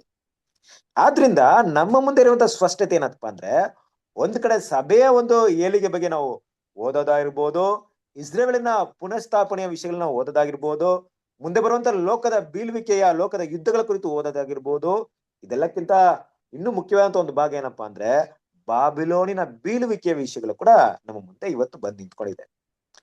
ನಿಜವಾಗ್ಲೂ ದೇವರು ಇದನ್ನ ನಮ್ಗೆ ತಿಳಿಸ್ಕೊಡಕ್ಕೆ ಇಷ್ಟಪಡ್ತಿದ್ದಾರೆ. ಯಾಕಂದ್ರೆ ನನ್ನ ಮಕ್ಕಳು ತಿಳ್ಕೊಬೇಕು. ಇದು ದೇವರ ಅಭಿಲಾಷೆ, ದೇವರ ಆಸೆ, ನನ್ನ ಮಕ್ಕಳು ಇದ್ರ ಬಗ್ಗೆ ತಿಳ್ಕೊಬೇಕು ಅಂತ. ಅದನ್ನ ನಮ್ಗೆ ಸ್ಪಷ್ಟವಾಗಿ ತಿಳಿಸ್ಕೊಡ್ತಾ ಇದ್ರೆ ನಾವು ಕೂಡ ಕಂಡಿದೀವಿ. ಕಾಣಿಸ್ಕೊಂಡಿದ್ರಲ್ಲಿ ಏನಾದ್ರು ಸುಳ್ಳಿದ್ಯಾ? ನಾವ್ ಇವತ್ತು ಮಾತಾಡ್ಕೊಂಡ್ ಬಂದಿದ್ವಿ ಬಾಬಿಲೋನ್ ಬಗ್ಗೆ. ಇಲ್ಲ ಬ್ರದರ್, ನೀವ್ ಹೇಳಿದೆಲ್ಲ ತಪ್ಪು, ಆ ರೀತಿ ಅವರೆಲ್ಲ ಇಲ್ಲವೇ ಇಲ್ಲ, ನೀವ್ ಯಾಕೆ ಸುಮ್ನೆ ಹೇಳ್ತಿದ್ರ ಅವ್ರ ಬಗ್ಗೆ? ಅವ್ರು ಎಷ್ಟು ಪ್ರಾಮಾಣಿಕೆಯಿಂದ ಇದಾರ ಗೊತ್ತಾ? ಅನಂತ ವಿಷಯ ಏನಾದ್ರು ಕಾಣಿಸ್ಕೊಳ್ಪಟ್ಟಿದ್ಯಾ ನಿಮ್ಗೆ? ಹಾಗಿದ್ರೆ ನೀವು ಧೈರ್ಯವಾಗಿ ಹೇಳ್ಬಹುದು, ಇಲ್ಲ ಬ್ರದರ್ ಹಾಗೆ ಇಲ್ಲ, ಅವರು ಬೇರೆ, ನೀವು ಅವ್ರ ಬಗ್ಗೆ ತಪ್ಪಾಗಿ ಹೇಳ್ತಾ ಇದ್ರ. ಕ್ರಿಸ್ತನ ಪ್ರೀತಿಯ ಸಹೋದರರೇ, ನಾವು ನೋಡುವಂತ ಹೊರಗಿನ ಬಾಬಿಲೋನಿಗೂ ದೇವರು ನಮಗೆ ತಿಳಿಸ್ಕೊಡುವಂತ ಅದರ ನಿಜವಾದ ಗುಣಗಳಿಗೂ ಇರುವಂತ ಡಿಫ್ರೆಂಟ್ ನಮ್ಗೆ ಗೊತ್ತಿದೆ. ತೋರಿಕೆಗೆ ಇರುವಂತ ಬಾಬಿಲೋನ್, ಅದಕ್ಕೆ ಮೊದಲೇ ಬರ್ದೆ ನೋಡ್ರಿ, ಏನಂತ ಬರೆದಿದೆ? ತೋರಿಕೆಯವರ ಸಮೂಹವನ್ನ ತಿರಸ್ಕಾರ ಆಗಿದೆ, ತೋರಿಕೆಗೆ ಒಳ್ಳೆಯವರಾಗಿದ್ದಾರೆ, ಒಳ್ಳೆ ಗುಣಗಳೇ ಕಾಣಿಸ್ಕೊಳ್ತಿದೆ. ಆದ್ರೆ ದೇವರ ದೃಷ್ಟಿಯಲ್ಲಿ ಏನಾಗಿದೆ ಅಂದ್ಬಿಟ್ಟು ದೇವ್ರು ನಮ್ಮ ಹೇಳ್ತಾ ಇದ್ರು, ಇಲ್ಲ, ನೀವು ನೋಡುವಂಥದ್ದು ಏನಪ್ಪಾ ಅಂದ್ರೆ ಸುಣ್ಣ ಹಚ್ಚಿದ ಸಮಾಧಿ ತರ ಇರುವಂತ ಮೇಲ್ನೋಟವನ್ನ ನೋಡ್ತಾ ಇದ್ರಾ. ನಾನ್ ನಿಮ್ಗೆ ಹೇಳ್ತಾ ಇರೋದೇನಪ್ಪಾ ಅಂದ್ರೆ, ಅದರ ಹೊರಡೆ ಎಷ್ಟು ಕೊಳಕು ಅಶುದ್ಧ ಇದೆ, ಅಪವಿತ್ರ ಇದೆ, ಅಸಹ್ಯ ಇದೆ ಅಂತ ತಿಳಿಸ್ಕೊಡ್ತಾ ಇದೀನಿ. ನನ್ನ ವಾಕ್ಯದ ಮೂಲಕ ಅರ್ಥ ಮಾಡ್ಕೊಳ್ರಿ ಅಂತ. ಕಾಣಿಸ್ತಾ ಇದೆ ನಮ್ಗೆ? ಇದು ನಮ್ ಗಮನಕ್ಕೆ ಬರ್ತಾ ಇದೆಯಾ? ಅರ್ಥ ಅರ್ಥ ಇದೆಯಲ್ವಾ? ಇದಿಲ್ಲ brother. ಓಕೆ, ಸೊ ಮುಂದುವರ್ಸೋಣ, ಮುಂದಿನ ವಿಷಯವನ್ನು ಓದೋಣ, ಕಂಟಿನ್ಯೂ ಮಾಡಿ. ಅದರ ಶುದ್ಧೀಕರಣವನ್ನು ಹೇಗೆ ಕ್ರಮೇಣವಾಗಿ ನೆರವೇರಿಸಲಾಯಿತೆಂಬುದನ್ನು ನಾವು ನೋಡಿದ್ದೇವೆ. ಈ ವರ್ಗವು ಅದರ ನಾಮಾಂಕಿತ ಪದ್ಧತಿಗಳು ಒಂದು ಮಟ್ಟದಲ್ಲಿ ಮಾನ್ಯ ಮಾಡಲ್ಪಟ್ಟು ಹೇಗೂ ಉಪಯೋಗದಲ್ಲಿರುವಾಗಲೂ ಇದುವರೆಗೆ ನಿಜವಾದ ಸಭೆಯಾಗಿದೆ. ನಾಮಾಂಕಿತ ಪದ್ಧತಿಗಳ ತಿರಸ್ಕರಣೆಯ ನಂತರವೂ ಹೇಗಾದರೂ ಈಗ ಯಹೂದ್ಯ ಸುಗ್ಗಿಯಲ್ಲಿದ್ದಂತೆ ನಿಜವಾದ ಸಭೆ ಅಥವಾ ಪವಿತ್ರಾಲಯ ವರ್ಗವು ಮಾತ್ರವೇ ಮಾನ್ಯ ಮಾಡಲ್ಪಟ್ಟು ಅದರ ಮುಖವಾಣಿಯಾಗಿ ಉಪಯೋಗಿಸಲ್ಪಡುತ್ತಿದೆ. ಆ ಪದ್ಧತಿಯನ್ನು ತೊಡೆದು ಹಾಕುವ ಸ್ವಲ್ಪ ದಿನಗಳ ಮೊದಲು ಶಾರೀರಿಕ ಇಸ್ರಾಯೇಲರ ಮಹಾಯಾಜಕನಾಗಿದ್ದ ಕಾಯಫನನ್ನು ಮಹಾಬೋಧನೆ ಮತ್ತು ಪ್ರವಾದನೆಗಳನ್ನು ಹೇಳುವಂತೆ ದೇವರ ಪಾರುಪತ್ಯಗರನ್ನಾಗಿ ಉಪಯೋಗ ಮಾಡಲಾಗುತ್ತಿತ್ತು. ಯೋಹಾನ 11ನೇ ಅಧ್ಯಾಯ 50, 51 ಮತ್ತೆ 55ನೇ ವಚನ, 18ನೇ ಅಧ್ಯಾಯ 14ನೇ ವಚನ ನೋಡಿರಿ. ಅದರ ಆದರೆ ಓಕೆ ಅಮ್ಮ, ಒಂದೇ ನಿಮಿಷ. ಸ್ವಲ್ಪ ಸರಸರಿಯರೇ, ಈ ವಿಷಯವನ್ನ ಸ್ವಲ್ಪ ನಾವು ಗಮನದಲ್ಲಿಟ್ಟು ನೋಡಿದಾಗ ಅಲ್ವಾ, ನಮ್ಗೆ ಪ್ರತಿಯೊಂದು ವಿಷಯವನ್ನು ಕೂಡ ದೇವ್ರು ಯಾವ ರೀತಿ ತಿಳ್ಸ್ಕೊಳಕ್ ಇಷ್ಟಪಡ್ತಿದ್ದಾರೆ ಅಂದ್ರೆ, ನಾವು ಅರ್ಥ ಮಾಡ್ಕೊಳಕ್ಕೆ ಕೆಲವೊಂದು ವಿಷಯ ತುಂಬಾ ಕಷ್ಟ ಇದೆ. ನಿಜವಾಗ್ಲೂ ನಾನು ಹೇಳ್ಬೇಕಾದ್ರೆ, ನೀವು ದಯವಿಟ್ಟು ಈ ಟಾಪಿಕ್ ನಿಮ್ಗೇನೋ ಅರ್ಥವಾಗಿಲ್ಲ ಅಂದ್ರೆ 1-2 ಸರಿ ಓದಿ, ಗೊತ್ತಿಲ್ಲ ಅಂದ್ರೆ ದೇವ್ರ ಹತ್ರ ಪ್ರಾರ್ಥನೆ ಮಾಡಿ. ಇದನ್ನ ಅರ್ಥ ಮಾಡ್ಕೊಬೇಕು ಅಂತ ಒಂದು ವಿಷಯವನ್ನ ದೇವ್ರ ಮುಂದೆ ಇಡ್ರಿ. ನನ್ನ ಒಂದು ವಿಷಯ ಅಷ್ಟೇ. ಯಾಕೆ ಅಂತ ಹೇಳ್ಬೇಕಾದ್ರೆ, ಇದರ ಅರ್ಥ ಇದನ್ನ ತಿಳ್ಕೊಳ್ಳೋದು ತುಂಬಾ ಅವಶ್ಯಕತೆ ಇದೆ ಅಂದ್ರೆ ಖಂಡಿತ ತುಂಬಾ ಅವಶ್ಯಕತೆ ಇದೆ. ಯಾವ ರೀತಿಯಲ್ಲಿ ಅವಶ್ಯಕತೆ ಇದೆ ಅಂದ್ರೆ, ಪ್ರೀತಿನ ಅಂದ್ರೆ ನೀತಿಯನ್ನ ಪ್ರೀತಿ ಮಾಡಿ ಅನೀತಿಯನ್ನ ಹಾಗೆ ಮಾಡುವಂತ ಗುಣಗಳನ್ನು ದೇವ್ರ ಮಕ್ಳು ಕಲಿಬೇಕು. ದೇವ್ರ ಇಷ್ಟನೂ ಅದೇ. ನಮ್ಗೆ ಯಾವ್ದು ನೀತಿ ಯಾವ್ದು ಅನೀತಿ ಅಂತ ಗೊತ್ತಿಲ್ಲದೆ ಇದ್ದಾಗ ಯಾವ್ದನ್ನ ಪ್ರೀತಿ ಮಾಡ್ತೀವಿ, ಯಾವ್ದನ್ನ ಹಾಗೆ ಮಾಡ್ತೀವಿ? ಯಾವ್ದನ್ನ ಹಾಗೆ ಮಾಡೋದಕ್ಕೂ ಕಾರಣ ಬೇಕು ನಮ್ಗೆ. ಯಾಕೆ ಹಾಗೆ ಮಾಡ್ತಾ ಇದೀವಿ ಅದನ್ನ? ಯಾವ್ದನ್ನ ಪ್ರೀತಿ ಮಾಡೋದಕ್ಕೂ ಕಾರಣ ಬೇಕು. ಯಾಕೆ ನಾನು ಅದನ್ನ ಪ್ರೀತಿ ಮಾಡ್ತಾ ಇದೀನಿ ಅಂತ. ಇಲ್ಲಿ ಅದರ ಭಾಗದಲ್ಲಿ ಬಾಬಿಲೋನ್ ಕೂಡ, ಅದರ ಗುಣಗಳು ಕೂಡ ದೇವರಿಗೆ ಅಸಹ್ಯವಾಗಿದೆ ಅನ್ನೋದು ಕೂಡ ಒಂದು ವಿಷಯ ಮುಖ್ಯವಾಗಿ ನಾವು ಅರ್ಥ ಮಾಡ್ಕೊಬೇಕು. ಹಾಗಾಗಿ ಇದ್ರ ವಿಷಯಗಳನ್ನ ನಾವು ತಿಳ್ಕೊಳ್ಳೋದು ತುಂಬಾ ಮುಖ್ಯ. ಯಾಕಪ್ಪ ಅಂದ್ರೆ, ಯಾವ ಒಂದು ಸನ್ನಿವೇಶಗಳಲ್ಲಿ ಇದಕ್ಕೆ ಸಂಬಂಧಪಟ್ಟ ವಿಷಯಗಳನ್ನ ನಾವು ಹಾಗೆ ಮಾಡ್ಬೇಕು ಅನ್ನುವಂತ ಒಂದು ಕಾರ್ಯಗಳಿಂದ ಇದನ್ನ ನಾವು ತಿಳ್ಕೊಬೇಕಾಗಿದೆ. ನೋಡ್ರಿ, ಇಲ್ಲಿ ನೋಡ್ಬೇಕಾದ್ರೆ ಅದನ್ನ ಅರ್ಥ ಮಾಡ್ಸೋಕೆ ದೇವ್ರ ಏನ್ ಮಾಡಿದ್ರೆ, ನಮ್ಗೆ ಈ ಸಿಮಿಲಾರಿಟಿ ಆಗಿ ಮಾತಾಡ್ಕೊಂಡ್ ಬರ್ತಿದ್ರೆ. ಏನಪ್ಪಾ ಅಂದ್ರೆ, ಯಹೂದ್ಯ ಯುಗದಲ್ಲಿ ನಡೆದಿರುವಂತ ವಿಷಯ ನಮ್ಗೆ ಒಂದು ಲೆಸನ್ ಆಗಿದೆ. ಯಾವ ರೀತಿ ಅಂದ್ರೆ, ಒಂದು ಟೈಮ್ ವರೆಗೂ ಬಾಬಿಲೋನ್ನ ಎಲ್ಲಾ ವಿಷಯಗಳು ಕೂಡ ಅದು ಅಕ್ಸೆಪ್ಟಬಲ್ ಆಗ್ತಿತ್ತು.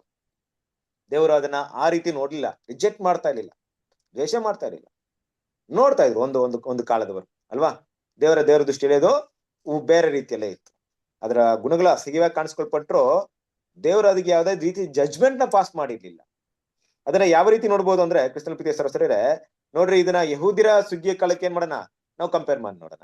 ಯಹೂದ್ಯ ಸುಗ್ಗಿ ಕಾಲ ಅಂದ್ರೆ ಯೇಸು ಕ್ರಿಸ್ತನ ಮೊದಲನೇ ಬರುವಿಕೆ. ಆ ಮೊದಲನೇ ಬರುವಿಕೆ ಸಮಯದಲ್ಲಿ ಆ ಕಾಲದವರೆಗೂ ಯೇಸು ಕ್ರಿಸ್ತನ ಬರುವಂತ ಸಮಯದವರೆಗೂ ಅಲ್ಲಿರುವಂತ ಎಲ್ಲಾ ವಿಷಯಗಳಿಗೆ ದೇವರು ಅದನ್ನ ಅನುಮೋದನೆ ಕೊಟ್ಟಿದ್ರು.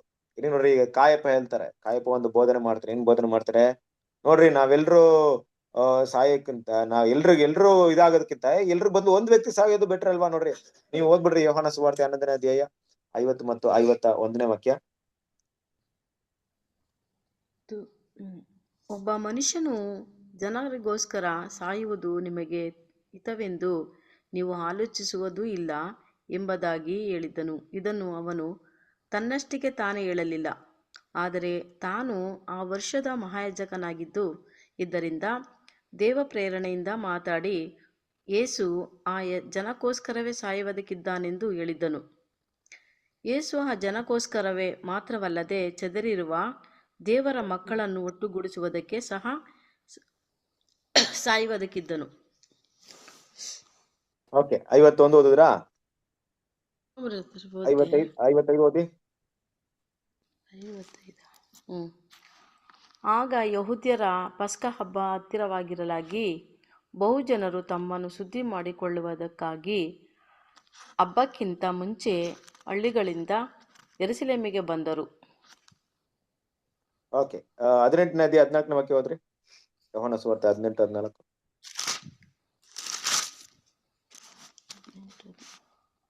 ಆ ಕಾಯಫನೇ ಒಬ್ಬ ಮನುಷ್ಯನು ಜನಕ್ಕೋಸ್ಕರ ಸಾಯುವುದು ಹಿತಕರವೆಂದು ಯಹೂದ್ಯರಿಗೆ ಆಲೋಚನೆ ಕೊಟ್ಟವನು. ನೋಡಿದ್ರಾ? ನೋಡ್ರಿ, ಇಲ್ಲೊಂದು ಆಲೋಚನೆ ಬರ್ತಾ ಇದೆ, ಒಂದು ಗೈಡ್ ಬರ್ತಾ ಇದೆ. ಮಹಾಸಭೆಯಲ್ಲಿ ಇಲ್ಲಿ ಖಂಡಿತ ಒಬ್ಬ ಕಾಯಪ್ಪ ಅಂತ ಹೇಳಿದಾಗ ಮಹಾಯಾಜಕನು ಆಕ್ಚುಲಿ ಆ ವ್ಯಕ್ತಿ ಅಲ್ವಾ. ಮಹಾಯಾಜಕನ ಮಾತಿಗೆ ತುಂಬಾ ಬೆಲೆ ಇರುತ್ತೆ. ತಪ್ಪೋ ಸರಿನೋ ಸೆಕೆಂಡ್ರಿ, ಆದ್ರೆ ಅವರ ಮಾತಿಗೆ ತುಂಬಾ ಬೆಲೆ ಇರುತ್ತೆ. ಯಾಕಂದ್ರೆ ಆ ಒಂದು ಮಹಾಸಭೆಯ ಒಂದು ಮಹಾಯಾಜಕನಾಗಿರುವಂತ ವ್ಯಕ್ತಿ ಆಗಿದ್ರೆ ಅವರ ಮಾತು ಎಲ್ರು ಕಿವಿಗೊಡ್ತಾರೆ. ಹಾಗೆ ಹೇಳುವಂತ ಮಾತು ಏನಪ್ಪಾ ಅಂದ್ರೆ, ಎಲ್ಲರಿಗೋಸ್ಕರ ಒಂದು ವ್ಯಕ್ತಿ ಸಾಯೋದು ಒಳ್ಳೇದಲ್ವಾ?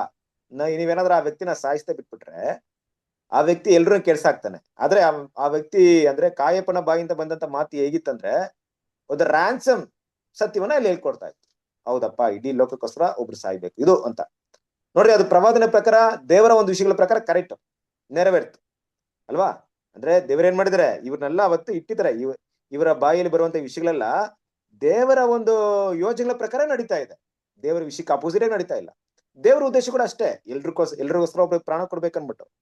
ನಮ್ಮ ಕರ್ತನ ಯೇಸು ಕ್ರಿಸ್ತನು ಇಡೀ ಲೋಕಕ್ಕೋಸ್ಕರ ತನ್ನೇ ಇಡುಬಲಿಯಾಗಿ ಕೊಡ್ಬೇಕನ್ನೋದೇ ದೇವ್ರ ಉದ್ದೇಶ. ಇದು ನಿಮ್ಗೂ ನಮ್ಗೆಲ್ಲ ಗೊತ್ತಿರುವಂತ ವಿಷಯ. ಅದೇ ವಿಷಯವನ್ನ ಅಲ್ಲಿ ಮಾತಾಡ್ತಿರೋದು ಕಾಯಪ್ಪ. ಕರೆಕ್ಟ್ ಅಲ್ವಾ? ಅಂದ್ರೆ ಏನಪ್ಪಾ ಅಂದ್ರೆ, ಇಲ್ಲಿವರೆಗೂ ದೇವ್ರು ಏನ್ ಮಾಡಿದ್ರು, ಇವ್ನ ಅಕ್ಸೆಪ್ಟ್ ಮಾಡಿದ್ರು. ಎಲ್ಲಿವರೆಗೆ? ಈ ಸಮಯದವರೆಗೆ. ಈ ಸಮಯವರೆಗೂ ದೇವ್ರು ಅಕ್ಸೆಪ್ಟ್ ಮಾಡಿದಾರೆ ಅಂದ್ಮೇಲೆ, ಇವ್ರು ಹೇಳಿದ್ದು ಒಳ್ಳೆ ಪ್ರವಾದನೆ ಅಂದ್ಮೇಲೆ, ದೇವ್ರ ಇವರ ವಿಷಯಗಳು, ಗುಣಗಳು ದೇವ್ರಿಗೆ ಮೆಚ್ಚುಗೆ ಇರ್ಬೇಕಲ್ವಾ? ದೇವ್ರು ಅದನ್ನ ಇಷ್ಟಪಟ್ಟಿರ್ಬೇಕಲ್ವಾ?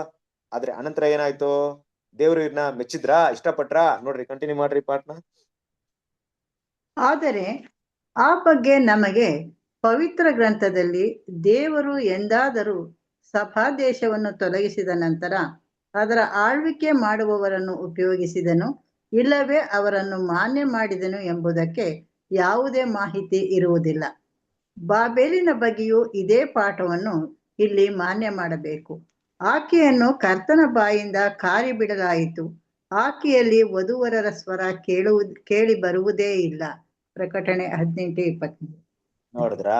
ಏನಪ್ಪಾ ಅಂದ್ರೆ, ಯಾವಾಗ ಇವರು ಇದನ್ನ ಮಹಾಯಾಜಕನಾಗಿರುವಂತ ಕಾಯಪ್ಪನು ಆ ಪ್ರವಾದನೆನ ಹೇಳಿ ಯೇಸು ಕ್ರಿಸ್ತನ ಶಿಲುಬೆಯಲ್ಲಿ ಹಾಕಿದ್ರು, ಅದು ದೇವ್ರ ದೃಷ್ಟಿಯಲ್ಲಿ ಕರೆಕ್ಟ್ ಆಗಿದ್ರು ಕೂಡ, ಆ ಶಿಲುಬೆ ಮರಣ ಹೊಂದಿದ್ಮೇಲೆ, ಯೇಸು ಕ್ರಿಸ್ತ ಪುನರುತ್ಥ ಆದ್ಮೇಲೆ, ಯಾವಾಗ ಈ ಒಂದು ಯಹೂದ್ಯರನ್ನ ದೇವ್ರು ರಿಜೆಕ್ಟ್ ಮಾಡಿದ್ರಲ್ವಾ? AD 70 ಅಷ್ಟಲ್ಲಿ ಅಂದ್ರೆ AD 36ಗೆ ಅವ್ರಿಗೆ ಕೊಟ್ಟಂತ ಸಮಯ ಮುಕ್ತಾಯವಾಯ್ತು. ಪೇತ್ರ ಏನ್ ಮಾಡ್ತಾರೆ, ಅನ್ಯ ಜನಾಂಗದವರಿಗೆ ಅಂದ್ರೆ ಕೊರ್ನೇಲಿ ಮನೆಗೆ ಸುವಾರ್ತೆ ಹೋಗುತ್ತೆ. ಅಪೊಸ್ತಲ ಪಾಳ್ ಹೇಳ್ತಾರೆ, ನನ್ನ ಕಾಲಿರುವಂತ ಧೂಳನಾಗಿ ಮಾಡ್ಬಿಟ್ಟು ಏನ್ ಮಾಡ್ತಾರೆ, ಈ ಒಂದು ನೀವು ಇವತ್ತು ನಿಮ್ಮಿಂದ ಈ ಸುವಾರ್ತೆ ಎಲ್ಲಿಗೆ ಹೋಗ್ತಿದೆ? ಅನ್ಯ ಜನರ ಕಡೆಗೆ ಹೋಗ್ತಿದೆ. ಯಾಕಂದ್ರೆ ನೀವು ಕಣ್ಣಿದ್ದು ನೋಡುವುದಿಲ್ಲ, ಕಿವಿ ಇದ್ದು ಕೇಳುವುದಿಲ್ಲ ಅಂತ ಶಾಸ್ತ್ರ ಹೇಳಿದ ಪ್ರಕಾರವಾಗಿ ನೀವು ಇದ್ದೀರಾ. ಅದರಿಂದ ಈ ಸತ್ಯ ಅನ್ಯ ಜನಾಂಗದವರಿಗೆ ಹೋಗುತ್ತೆ ಅಂದ್ಬಿಟ್ಟು ಏನ್ ಮಾಡ್ರು, ಎಲ್ಲ ಹೊರಟೋದ್ರು. ದೇವರನ್ನ ರಿಜೆಕ್ಟ್ ಮಾಡಿದ್ರು. ಯಾರನ್ನ? ಇಸ್ರೇಲ್ ಜನ ರಿಜೆಕ್ಟ್ ಮಾಡಿದ್ರು. ಈ ಟಾಪಿಕ್ ಎಲ್ಲ ನಿಮ್ಗೆ ಗೊತ್ತು. ಐಶ್ವರ್ಯ ಲಾಜರಸ್ ಆ ಪ್ಯಾರಬಲ್ ನೋಡಿರ್ತೀರಾ. ಅಂದ್ರೆ ಯಾವಾಗ ಯೇಸು ಕ್ರಿಸ್ತನ ಅವ್ರು ಅಂಗೀಕರಿಸಲ್ವಾ, ಐಶ್ವರ್ಯನಿಗೆ ಎಲ್ಲೋದ? ಆ ಪಾತಾಳಕ್ಕೆ ಹೋದ. ಲಾಜರನು ಅಬ್ರಾಹ್ಮಣ ಎದೆಗೆ ಹೊರಕೊಂಡ. ಅಂದ್ರೆ ಅನ್ಯ ಜನದವರಿಗೆ ಅಬ್ರಾಹ್ಮಣ ವಾಗ್ದಾನಕ್ಕೆ ಸ್ವತಂತ್ರಗೊಳಿಸುವಂತ ಒಂದು ದೇವರ ಕೃಪೆ ಸಿಕ್ತು. ಕರೆಕ್ಟ್ ಅಲ್ವಾ? ಆದ್ರೆ ಅದಾದ ನಂತರ ದೇವರು ಇವನ್ನ ರಿಜೆಕ್ಟ್ ಮಾಡಿದ್ಮೇಲೆ ಈ ಸಿಸ್ಟಮ್ನ ಎಲ್ಲಾದ್ರೂ ದೇವ್ರು ಮತ್ತೆ ಅಕ್ಸೆಪ್ಟ್ ಮಾಡಿದ್ರ ಅಂದ್ರೆ ಖಂಡಿತ ಇಲ್ಲ. ಯಾವ ಸಿಸ್ಟಮ್ನ?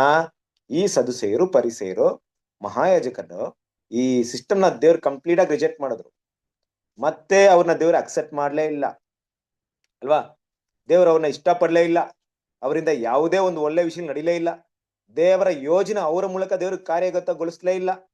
ದೇವರ ಸುವಾರ್ತೆ ಇರ್ಬೋದು, ಸುವಾರ್ತೆಗಳಲ್ಲಿ ಆಗ್ತಿರುವಂತ ಒಳ್ಳೆ ವಿಷಯಗಳಿರ್ಬೋದು, ಅದೆಲ್ಲವೂ ಅವರಿಂದ ಆಗೋದೇ ಇಲ್ಲ, ಆಗ್ಲೂ ಇಲ್ಲ. ದೇವ್ರು ಅವ್ರನ್ನ ಕಂಪ್ಲೀಟ್ ಆಗಿ ರಿಜೆಕ್ಟ್ ಮಾಡಿದ್ರು. ಕರೆಕ್ಟ್ ಅಲ್ವಾ? ಸೊ ಇದೇ ಪ್ರಕಾರ ಬಾಬಿಲೋನ್ ವಿಷಯ ಕೂಡ ನಡೆಯುತ್ತೆ.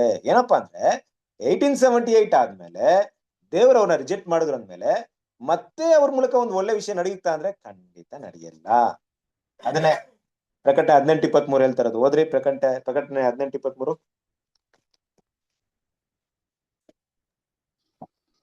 ದೀಪದ ಬೆಳಕು ನಿನ್ನಲ್ಲಿ ಇನ್ನೆಂದಿಗೂ ಕಾಣಿಸುವುದಿಲ್ಲ, ವಧುವರರ ಸ್ವರವು ಇನ್ನೆಂದಿಗೂ ಕೇಳಿಸುವುದಿಲ್ಲ. ನಿನ್ನ ವರ್ತಕರು ಭೂಮಿಯ ಪ್ರಭುಗಳಾಗಿದ್ದಾರಲ್ವೇ, ನಿನ್ನ ಮಾಟದಿಂದ ಎಲ್ಲಾ ಜನಾಂಗದವರು ಮರಳಾದರು. ನೋಡಿದ್ರಾ? ವಧುವರರ ಸ್ವರ ಕೇಳಿ ಬರುವುದಿಲ್ಲ. ವಧುವರರ ಸ್ವರ ಅಂದ್ರೇನು? ನಮ್ಗ್ ಬರ್ತಿದೆ ವಧುವರರ ಸ್ವರ? ನಮ್ಗ್ ಬರ್ತಿದೆ ನೋಡ್ರಿ. ಏನ್ ಸ್ವರ ಬರ್ತಿದೆ? ವಧುವಿನ ಅಂದ್ರೆ ಆಹ್ವಾನದ ಸ್ವರ ಬರ್ತಿದೆ ನಮ್ಗೆ. ಮ್ಯಾರೇಜ್ ಬಗ್ಗೆ ಮಾತಾಡ್ತಾ ಇದ್ವಿ. ಯೇಸು ಕ್ರಿಸ್ತನ ಮ್ಯಾರೇಜ್ ಬಗ್ಗೆ ನಾವು ತಿಳ್ಕೊಳ್ತಾ ಇದ್ವಿ ಅಲ್ವಾ? ಮೊದಲಿಗೆ ತನ್ನ ಶುದ್ಧೀಕರಣ ಮಾಡ್ತಾ ಇದ್ದಾರೆ, ಪ್ರಿಪೇರ್ ಮಾಡ್ಕೊಳ್ತಾ ಇದಾರೆ. ಕರ್ತನಾದ ಯೇಸು ಕ್ರಿಸ್ತನು ಆ ಒಂದು ಮದರಿಂಗ್ ರೆಡಿ ಆಗಿದ್ದಾರೆ. ಈ ಸೌಂಡ್ ಎಲ್ಲ ನಾವು ಕೇಳ್ತಾ ಇದೀವಿ ನೋಡ್ರಿ. ನಾವು ಅದಕ್ಕೆ ಪ್ರಿಪೇರ್ ಆಗ್ತಿದ್ವಿ. ಈ ಸೌಂಡ್ ಅಲ್ಲಿ ಕೇಳ್ತಾ ಇದೆಯಾ? ಇಲ್ಲ. ಈ ತರ ಕಾಲಿಂಗ್ ಇದೆಯಾ? ಬನ್ರಿ, ನೀವು ಮದರಿಂಗ್ ಸಿದ್ಧನಾಗಿದ್ದಾನೆ, ಶುದ್ಧರಾಗ್ರಿ, ನೀವು ಕೂಡ ನಿಮ್ಗೆ ಪ್ರಿಪೇರ್ ಆಗ್ರಿ ಅಂತ ಅದಕ್ಕೆ ಸಂಬಂಧಪಟ್ಟಂತ ಪ್ರಿಪರೇಷನ್ ನಡೀತಾ ಇದೆಯಾ? ಪ್ರಿಪರೇಷನ್ ನಡೀತಾ ಇಲ್ಲ, ಕರೆ ಹೋಗ್ತಾ ಇದೆ. ಏನಪ್ಪಾ ಕರೆ ಅಂದ್ರೆ? ಅಲ್ಲಿರೋರ್ನ ಕರೆದು ಈಚೆ ಬಂದವ್ರನ್ನ ಪ್ರಿಪೇರ್ ಮಾಡೋದು. ಅಲ್ಲೇ ಪ್ರಿಪರೇಷನ್ ನಡೆಯಲ್ಲ, ಅಲ್ಲೇ ಶುದ್ಧೀಕರಣ ಕೆಲಸ ಆಗ್ತಾ ಇಲ್ಲ. ಈ ಕೆಲಸ ಅಲ್ಲಿ ನಡೀತಾ ಇಲ್ಲ. ಈ 1878 ಪ್ಯಾರಲೆಲ್ ಅಂದ್ರೆ ಯಾವ ರೀತಿ ಪ್ಯಾರಲೆಲ್ ಆಗಿದೆ ಅಂದ್ರೆ, AD 36 ನಂತರ ಇಸ್ರೇಲ್ ಜನರನ್ನ ದೇವರು ರಿಜೆಕ್ಟ್ ಮಾಡಿದ್ರಲ್ಲ, AD 36 ನಾನು ಹೇಳ್ತಾ ಇದ್ದೀನಿ ತಾನೆ, AD 36. ಏನಕ್ಕೆ AD 36 ನಾ ಹೇಳ್ತಾ ಇದೀನಿ? ಯಾವ ಒಂದು ಪ್ರವಾದನೆ ಪ್ರಕಾರ AD 36 ಬಗ್ಗೆ ಮಾತಾಡ್ತಾ ಇದೀನಿ? ಕ್ರಿಸ್ತ ಶಕ 36 ಬಗ್ಗೆ ನಾನು ಮಾತಾಡ್ತಿರ್ಬೇಕಾದ್ರೆ ಯಾವ ಪ್ರವಾದನೆಯ ವಿಷಯವನ್ನ ನಾನು ಬೇಸ್ ಮಾಡಿದನ್ನ ಮಾತಾಡ್ತಾ ಇದ್ದೀನಿ? ಹೇಳ್ರಿ ನೋಡೋಣ, ಏನಿರ್ಬೋದು? ಯೇಸು ಕ್ರಿಸ್ತನ ಬಗ್ಗೆ ರೀ. AD 36 ಯಾವ ಪ್ರವಾದನೆ ಫುಲ್ಫಿಲ್ಮೆಂಟ್ ಆಯ್ತು? ಯಾವ ಪ್ರವಾದನೆ ನೆರವೇರಿತು ಓಲ್ಡ್ ಟೆಸ್ಟ್ಮೆಂಟ್ ಅಲ್ಲಿ? ಅಲ್ಲಿ ದಾನಿಯೇಲ ಹೇಳಿದ್ದ ಪ್ರವಾದನೆ. Good, very good. ಅಂದ್ರೆ 70 ವಾರದ ಪ್ರವಾದನೆ, ಕರೆಕ್ಟ್ ಅಲ್ವಾ? ಹೌದ್ರಿ. 490 ದಿನಗಳು AD 36 ಅಲ್ಲಿ ಮುಕ್ತಾಯವಾಯ್ತು. ಅಂದ್ರೆ ಕೃಪೆಯ ಸಮಯ ಮುಕ್ತಾಯವಾಯ್ತು. ಸೇಮ್ ಅದೇ ರೀತಿಯಾಗಿ ಇಲ್ಲಿರುವಂತಹ ಹೆಸರು ಕ್ರೈಸ್ತರಾದಂತಹ ಬಾಬಿಲೋನ್ಗೂ 1878ಗೆ ಕೃಪೆಯ ಸಮಯ ಮುಕ್ತಾಯವಾಯ್ತು. ಏನಾ? ಈ ಕೃಪೆಯ ಸಮಯ ಮುಕ್ತಾಯವಾದ್ಮೇಲೆ ಮತ್ತೆ ದೇವರು ಅವರನ್ನ ಅಂದ್ರೆ ಆ ಸಿಸ್ಟಮ್ನ ಸರಿ ಮಾಡಕ್ಕೆ ಕೈ ಹಾಕಲ್ಲ. ಆ ಸಿಸ್ಟಮ್ ಸರಿಯಾಗೋದೂ ಇಲ್ಲ. ಅದನ್ನ ಅರ್ಥ ಮಾಡ್ಕೊಬೇಕು. ಒಂದ್ ವಿಷಯ ಏನಪ್ಪಾ ಅಂದ್ರೆ, ಕೆಲವೊಂದ್ ಟೈಮಲ್ಲಿ ದೇವ್ರ ಮಕ್ಳು ಕೆಲವೊಂದು ವಿಷಯನ ಅರ್ಥ ಮಾಡ್ಕೊಬೇಕು ಅಲ್ವಾ? ಕೆಲವೊಂದು ವಿಷಯವನ್ನ ಆರಂಭದಲ್ಲೇ ಸರಿ ಮಾಡ್ಬೋದು, ಆದ್ರೆ ಅದು ತುಂಬಾ ದೊಡ್ಡದಾದ್ಮೇಲೆ ಸರಿ ಮಾಡಕ್ಕಾಗುತ್ತಾ? ಆಗಲ್ಲ. ಈಗ ಒಂದು ಹಡಗು, ಏನಾದ್ರೂ ಒಂದು ದೊಡ್ಡ ಹಡಗು, ಈ ಟೈಟಾನಿಕ್ ಹಡಗು ಬಗ್ಗೆ ನೀವು ಕೇಳಿರ್ಬೋದು. ಅದೇನಾಯ್ತು ಅಂದ್ರೆ, ಒಂದು ಚಿಕ್ಕ ಒಂದು ಹೋಲ್ಸ್ ಬಂದಾಗ ಅದನ್ನೇನೋ ಸರಿ ಮಾಡಕ್ಕೆ ಪ್ರಯತ್ನ ಪಡ್ಬೋದು.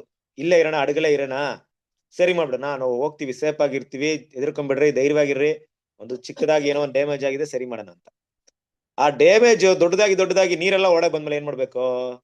ಇಲ್ಲ ಆಗಲ್ಲ, ಇಲ್ಲಿಂದ ಹೊರಟೋಗ್ಬಿಡ್ರಿ, ಈ ಹಡಗನಂತೂ ಸರಿ ಮಾಡಕ್ ಆಗಲ್ಲ, ಇಲ್ಲ ಇದ್ರೆ ನಿನ್ ಜೀವನೂ ಹೊಟ್ಟೋಗ್ಬಿಡುತ್ತೆ, ಹಡಗಿನ ಜೊತೆಗೆ ನೀವು ಸಾಯ್ತೀರಾ, ಸತ್ತೋಗ್ಬಿಡ್ತೀರಾ. ಅದಕ್ಕೆ ಏನ್ ಮಾಡೋದು?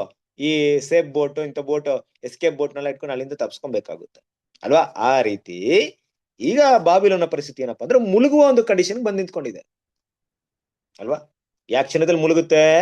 ದೇವ್ರ ಪ್ಲಾನ್ ಹೆಂಗಿದೆ? ನಾನು ಲಾಸ್ಟ್ ಟೈಮ್ ಕೂಡ ಅದ್ರ ಬಗ್ಗೆ ನೀವು ಮಾತಾಡಿರ್ಬೋದು.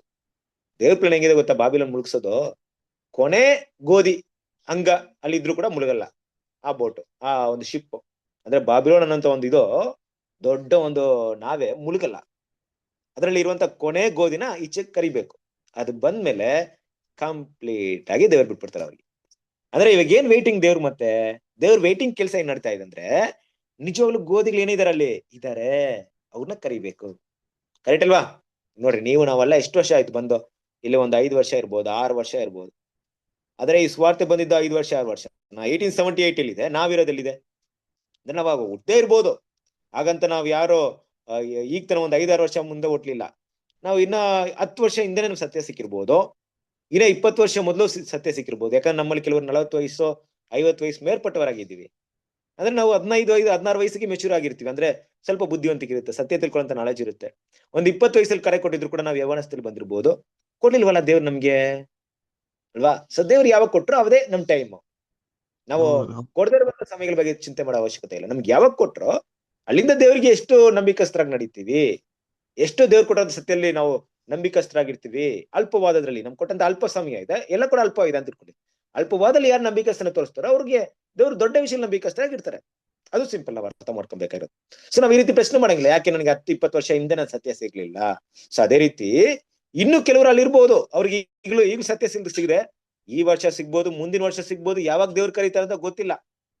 ಏನಕ್ಕೆ ವಿಷಯ ಹೇಳ್ತಾ ಇದೆ ಅಂದ್ರೆ, ಬಾಬಿಲೋನ್ ಇನ್ನೂ ಸಂಪೂರ್ಣವಾಗಿ ಬಿದ್ದೋಗ್ಬೇಕು, ಅದನ್ನ ಸರ್ವನಾಶ ಮಾಡುವಂತ ವಿಷಯಕ್ಕೆ ದೇವ್ರ ಇನ್ನ ಕೈ ಹಾಕ್ಲಿಲ್ಲ ಅಂದ್ರೆ, ಇನ್ನು ಕೂಡ ಏನಾಗಿದ್ದಾರೆ ಅಲ್ಲಿ ಗೋಧಿಗಳು ಇದಾರೆ.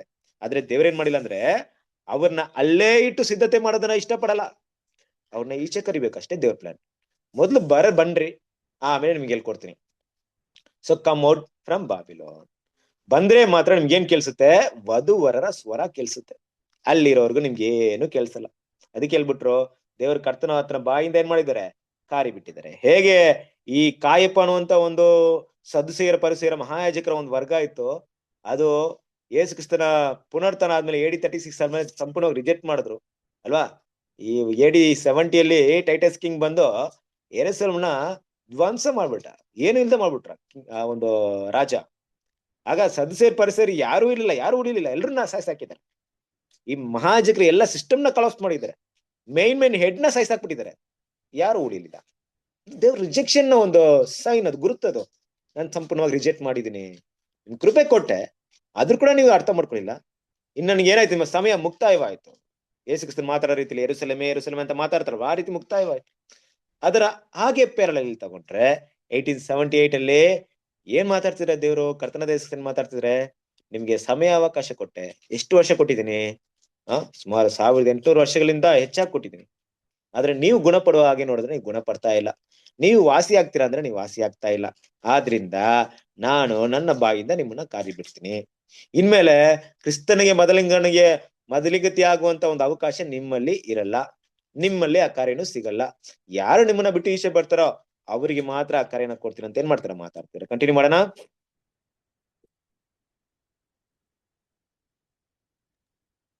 ಬ್ರದರ್, ಓದ್ರಿ.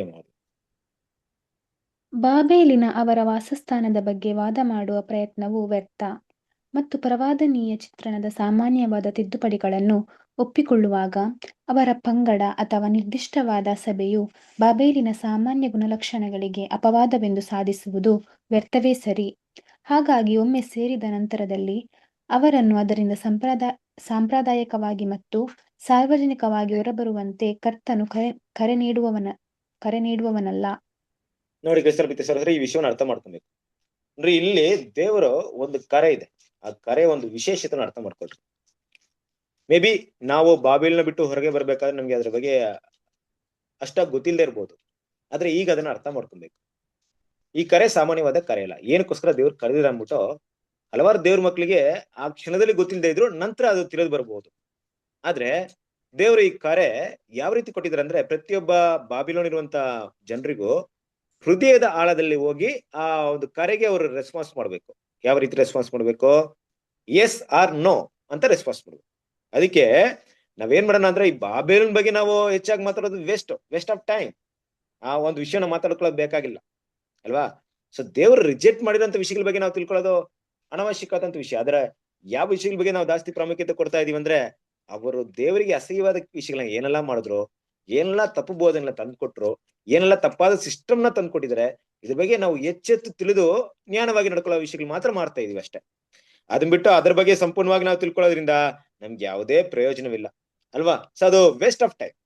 ಆದ್ರೆ ಒಂದ್ ವಿಷಯನ ಅರ್ಥ ಮಾಡ್ಕೊಬೇಕು, ದೇವ್ರು ಒಂದ್ಸರಿ ಅವ್ರನ್ನ ರಿಜೆಕ್ಟ್ ಮಾಡಿದಾರೆ ಅಂದ್ರೆ, ರಿಜೆಕ್ಟ್ ಮೀನ್ಸ್ ದೇವ್ರೆಲ್ಲ ಅವ್ರು ದೇವ್ರನ್ನ ರಿಜೆಕ್ಟ್ ಮಾಡಿದಾರೆ ಅಂದ್ರೆ ಮತ್ತೆ ಏನ್ ಮಾಡಕ್ಕಾಗಲ್ಲ, ಆ ಸ್ವರವನ್ನ ಕೇಳಕ್ಕೆ ಅವ್ರಿಗೆ ಆಗಲ್ಲ ಅಲ್ವಾ? ಈ ದೊಡ್ಡ ದೊಡ್ಡ ಸಿಸ್ಟಮ್ ಏನಿದೆ, ಕೆಲವೊಂದು ಟೈಮಲ್ಲಿ ನಿಮ್ಗೆ ಹಂಗೆ ಅನ್ಸುತ್ತೆ ಅಲ್ವಾ? ನನ್ನ ಎಕ್ಸ್ಪೀರಿಯನ್ಸ್ ಬಗ್ಗೆ ಹೇಳ್ತಾ ಇದ್ದೀನಿ. ನಾನು ಬಾಬಿಲನ್ನ ಬಿಟ್ಟು ಬರ್ಬೇಕಾದ್ರೆ ಕ್ರಿಸ್ತನ ಪಿತೇಶ್ವರ ಅಲ್ಲಿ ತುಂಬಾ ಸ್ನೇಹಿತರಿದ್ರು, ಹಲವಾರು ವರ್ಷಗಳಿಂದ ನಮ್ಗೆ ಕ್ಲೋಸ್ ಆಗಿರೋರು. ಚಿಕ್ಕದಿಂದ ನಾವು ಒಂದು 16 ವಯಸ್ಸಿಂದ ಚರ್ಚಿಗೆ ಹೋಗ್ತಾ ಇದೀನಿ. ಅವಾಗಿಂದ ನಂಗೆ ಏನಂದ್ರೆ ತುಂಬಾ ಯೂತ್ಸ್ ಈ ಪ್ರೋಗ್ರಾಮ್ಸ್ ಎಲ್ಲ ತುಂಬಾ ಇಷ್ಟ, ಅಟ್ರಾಕ್ಷನ್ ಜಾಸ್ತಿ. ಆ ಯೂತ್ಸ್ ಜೊತೆ ಇದ್ದು ಅಲ್ಲೇ ಇರೋದು, ಚರ್ಚಲ್ಲೇ ಇರೋದು, ಯಾವಾಗ ನೋಡು ಚರ್ಚಲ್ಲೇ ಇದ್ದಿರೋದು. ಎಷ್ಟೋ ಸರಿ ಚರ್ಚಿಗೆ ಹೋಗ್ತಾರ, ನೈಟ್ ಎಲ್ಲ ಚರ್ಚಲ್ಲಿ ಕುತ್ಕೊಂಡು ಪ್ರೇಯರ್ ಮಾಡೋದು, ಇದೆಲ್ಲ ತುಂಬಾ ನಮ್ಗೆ ತುಂಬಾ ಸಭೆ ಅಂದ್ರೆ ತುಂಬಾ ಅಟ್ರಾಕ್ಷನ್. ಈಗ ಸತ್ಯ ಬಂದ್ಬಿಡ್ತು, ಬಿಟ್ಟು ಬರ್ಬೇಕು. 2 ವಿಷಯ ನಾವು ಯೋಚನೆ ಮಾಡ್ತಾರೆ, ಇಲ್ಲ ನಾನು ಬಿಟ್ಟು ಹೋಗಲ್ಲಪ್ಪ. ಯಾಕೆ ನಾನು ಬಿಟ್ಟು ಹೋಗ್ಬೇಕು? ಇಲ್ಲಿರೋಂಥ ದೇವ್ರ ಮಕ್ಳು ಕೂಡ ಇದೇ ಸತ್ಯ ಹೇಳ್ಕೊಡ್ತೀನಿ, ನಾನು ಅವ್ರಿಗೂ ತಿಳಿಸ್ಕೊಡ್ತೀನಿ ಅಂದ್ಬಿಟ್ಟು ಅಲ್ವಾ? ಕ್ರಿಸ್ತನ ಪಿತೇಶ್ವರ ಸರಿರೆ ಅಲ್ಲೋಗಿ ಏನು ಮಾತಾಡದೆ 2-3 ಮಾತು ಮಾತಾಡಿ ಹಲ್ಲೆಲೂಯಾ ಆಮೆನ್ ಸ್ತೋತ್ರ ಅಂದ್ರೆ ಸಾಕು, ಜನ ಅದಕ್ಕೆ ರೆಸ್ಪಾನ್ಸ್ ಮಾಡ್ತಾರೆ. ಸತ್ಯ ಮಾತಾಡಿದ್ರೆ ರೆಸ್ಪಾನ್ಸ್ ಅಂತೂ ಮಾಡ್ಲೇ ಇಲ್ಲ ಕ್ರಿಸ್ತನ ಪಿತೇಶ್ವರ ಸರಿರೆ. ಸತ್ಯವನ್ನ ಮಾತಾಡದೆ ಆ ಸತ್ಯದ ರೆಸ್ಪಾನ್ಸ್ ಹೆಂಗಿತ್ತು ಗೊತ್ತಾ? ಅವ್ರು ಹೆಂಗಿರುತ್ತಂದ್ರೆ ರೆಸ್ಪಾನ್ಸ್, ಎಷ್ಟೇ ವಿಷಯಗಳು ಯಾರೇ ಮಾತಾಡಿದ್ರು ಪಾಸ್ಟ್ರು ಅಂತ ಇರ್ತಾರೆ ನೋಡ್ರಿ, ಅವ್ರು ಮಾತಾಡ್ಬೇಕು. ನಾವೇನಾದ್ರೂ ಹೋಗಿಲ್ಲದ್ರೆ ನೀನೇನು ಅಷ್ಟು ಬುದ್ಧಿವಂತನ, ನೀನೇನು ಅಷ್ಟು ಗೊತ್ತಾ ಅಲ್ವಾ? ಆ ರೀತಿ ಮಾತುಗಳು ಇರುತ್ತೆ. ಆದ್ರೆ ಸತ್ಯಕ್ಕೆ ಗಮನ ಕೊಡೋದು ಮಾಡ್ಕೊಳ್ಬೇಕು ಕಡಿಮೆ ಅಲ್ವಾ? ಇದೆಲ್ಲ ನಾವು ಬಿಗಿನಿಂಗ್ ಅಲ್ಲಿ ಫೇಸ್ ಮಾಡಿದಂತ ವಿಷಯಗಳು. ನಾವು ಮಾತಿಗೆ ಬೆಲೆ ಇರ್ಲಿಲ್ಲ, ನಮ್ಮ ಮಾತಿಗೆ ಬೆಲೆ ಇರ್ಬೇಕಂತ ಅವಶ್ಯಕತೆ ಇಲ್ಲ ಬಿಡ್ರಿ, ನಾವೇನಿಲ್ಲ. ಆದ್ರೆ ಸತ್ಯನ ಸುಳ್ಳು ಅಂತ ಗಮನಿಸ್ತಿರ್ಲಿಲ್ವಲ್ಲ, ಅದು ತುಂಬಾ ವಿಪರ್ಯಾಸವಾದಂತ ವಿಷಯ. ಆ ರೀತಿ ನೋಡಿದಾಗ ಕ್ರಿಸ್ತನ ಪಿತೇಶ್ವರ ಸರಿನೆ ಅವ್ರದನ್ನ ರಿಜೆಕ್ಟ್ ಮಾಡಿದ್ರ ಅಂದ್ಮೇಲೆ ಯಾವತ್ತಾದ್ರೂ ಒಂದ್ಸರಿ ಬರ್ತಾರಂದ್ರೆ ಖಂಡಿತ ಇಲ್ಲಿವರೆಗೂ ಅಲ್ಲಿಂದ ಯಾರು ಬರ್ಲಿಲ್ಲ.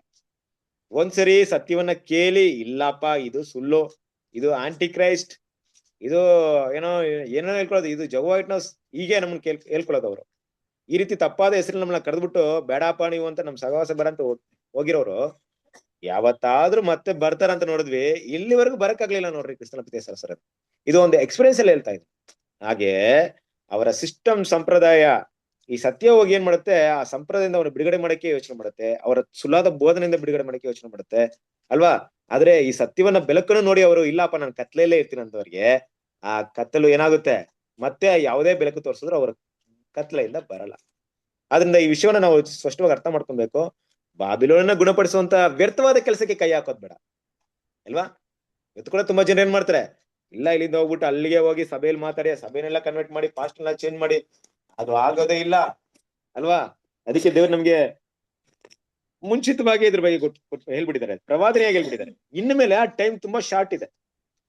ಏನ್ ಶಾರ್ಟ್ ಇದೆ ಅಂದ್ರೆ, ನಾವು ಹೊರಡೆ ಬಂದು ನಾವು ಕ್ರಿಸ್ತನ ಪಾಠವನ್ನ ಕಲಿತು ಕ್ರಿಸ್ತನ ಸಾರೂಪ್ಯನ ಬೆಳೆಯೋದಕ್ಕೆ, ಆ ಗುಣಲಕ್ಷಣಗಳನ್ನ ಬೆಳೆಸ್ಕೊಳ್ಳೋದಕ್ಕೆ, ಅದಕ್ಕೆ ಮಾತ್ರ ಸಮಯ ಈಗಿದೆ ಹೊರತು ಅವ್ರನ್ನೆಲ್ಲ ಹೋಗಿ ಬದಲಾವಣೆ ಮಾಡ್ಕೊಂಡು ಹೆಂಗಾದ್ರೂ ಕರ್ಕೊಂಡ್ ಬರ್ತೀನಿ ಅಂದ್ರೆ ಮುಗೀತ್ ಕತೆ. ಅದಕ್ಕೆ ನಾನು ಹೇಳಿದ್ನಲ್ಲ ಬೋಟ್ ಇದ್ದಂಗೆ, ಇಲ್ಲಪ್ಪ ನನ್ ತುಂಬಾ ಜನ ಬೋಟಲ್ಲಿ ಇದ್ದಾರೆ, ಅವ್ರು ನನ್ ಬೇಕು, ಅವ್ರನ್ನ ಕಾಪಾಡ್ತೀನಿ ಅಲ್ವಾ. ಕರೆ ಇರೋದು ಇಷ್ಟೇ, ಹೋಗಪ್ಪ ಮೊದ್ಲು ನೀನ್ ತಪ್ಸ್ಕೋ, ಅವ್ರು ಕಾಪಾಡಕ್ಕಾಗುತ್ತಾ ಇಲ್ವೋ ಗೊತ್ತಿಲ್ಲ, ತುಂಬಾ ಕ್ರಿಟಿಕಲ್ ಕಂಡೀಷನ್, ಬರೀ ಬನ್ನಿ ಅಂದ್ರೆ ಬರ್ತಾ ಇಲ್ಲ ಅಂದ್ಬಿಟ್ಟು. ಇದಕ್ಕೆ ಲೋತ್ ಹೋಗ್ಬಿಟ್ಟು ಕರೀತಾರಲ್ವಾ, ತನ್ನ ಹೆಣ್ಮಕ್ಳ ಗಂಡಸರೆಲ್ಲ ಕರೀತಾರೆ ಅಲ್ವಾ, ಮದುವೆ ಮಾಡ್ಕೊಳ್ಬೇಕಾಗಿರೋನ ಕರೀತಾರೆ, ಬಂದ್ರಾ, ಬಡ್ಲಿಲ್ಲ. ಹಾಗಂತ ಅವರು ಅಲ್ಲೇ ಇದ್ದಿದ್ರೆ ಏನಾಗ್ತಿತ್ತು, ಆ ಸೋದೋಮ್ ಗೊಮೋರ ಜೊತೆಗೆ ಅವರು ನಾಶ ಆಗ್ತಾ ಇದ್ರು, ಕರೆಕ್ಟ್ ಅಲ್ವಾ. ಆದ್ರೆ ಅವರಿಂದ ಹೊರಡೆ ಬಂದ್ರು. ಅದ್ರಲ್ಲೂ ಕೂಡ ಅವರ ತಾಯಿ ತಿರುಗಿ ನೋಡಿ ಉಪ್ಪಿನ ಸ್ತಂಭವಾಗ್ಬಿಟ್ರು. ಯೋಚನೆ ಮಾಡ್ರಿ ಹೆಂಗಿದೆ ಅಂದ್ಬಿಟ್ಟು ಸಿಚುವೇಶನ್. ಆ ತರ ಸಿಚುವೇಶನ್ ನಾವಿದೀವಿ ಈಗ. ಅದರಿಂದ ಆ ಒಂದು ವ್ಯರ್ಥ ಕೆಲಸಕ್ಕೆ ಕೈ ಹಾಕದ್ ಬಿಟ್ಟು ನಾವು ಬರೋಣ ಅಲ್ವಾ. ಅವ್ರು ಯಾವುದೇ ಕಾರಣಕ್ಕೂ ಬರಕ್ಕೆ ಸಾಧ್ಯತೆ ಇಲ್ಲದಂತ ಒಂದು ಪರಿಸ್ಥಿತಿಗೆ ಹೋಗಿದ್ರ ಅನ್ನೋದನ್ನ ತಿಳ್ಕೊಳ್ಳೋಣ ಕ್ರಿಸ್ತನ ಪ್ರೀತಿಯ ಸಹೋದರರೇ. ಸೊ ಮುಂದುವರ್ಸೋಣ.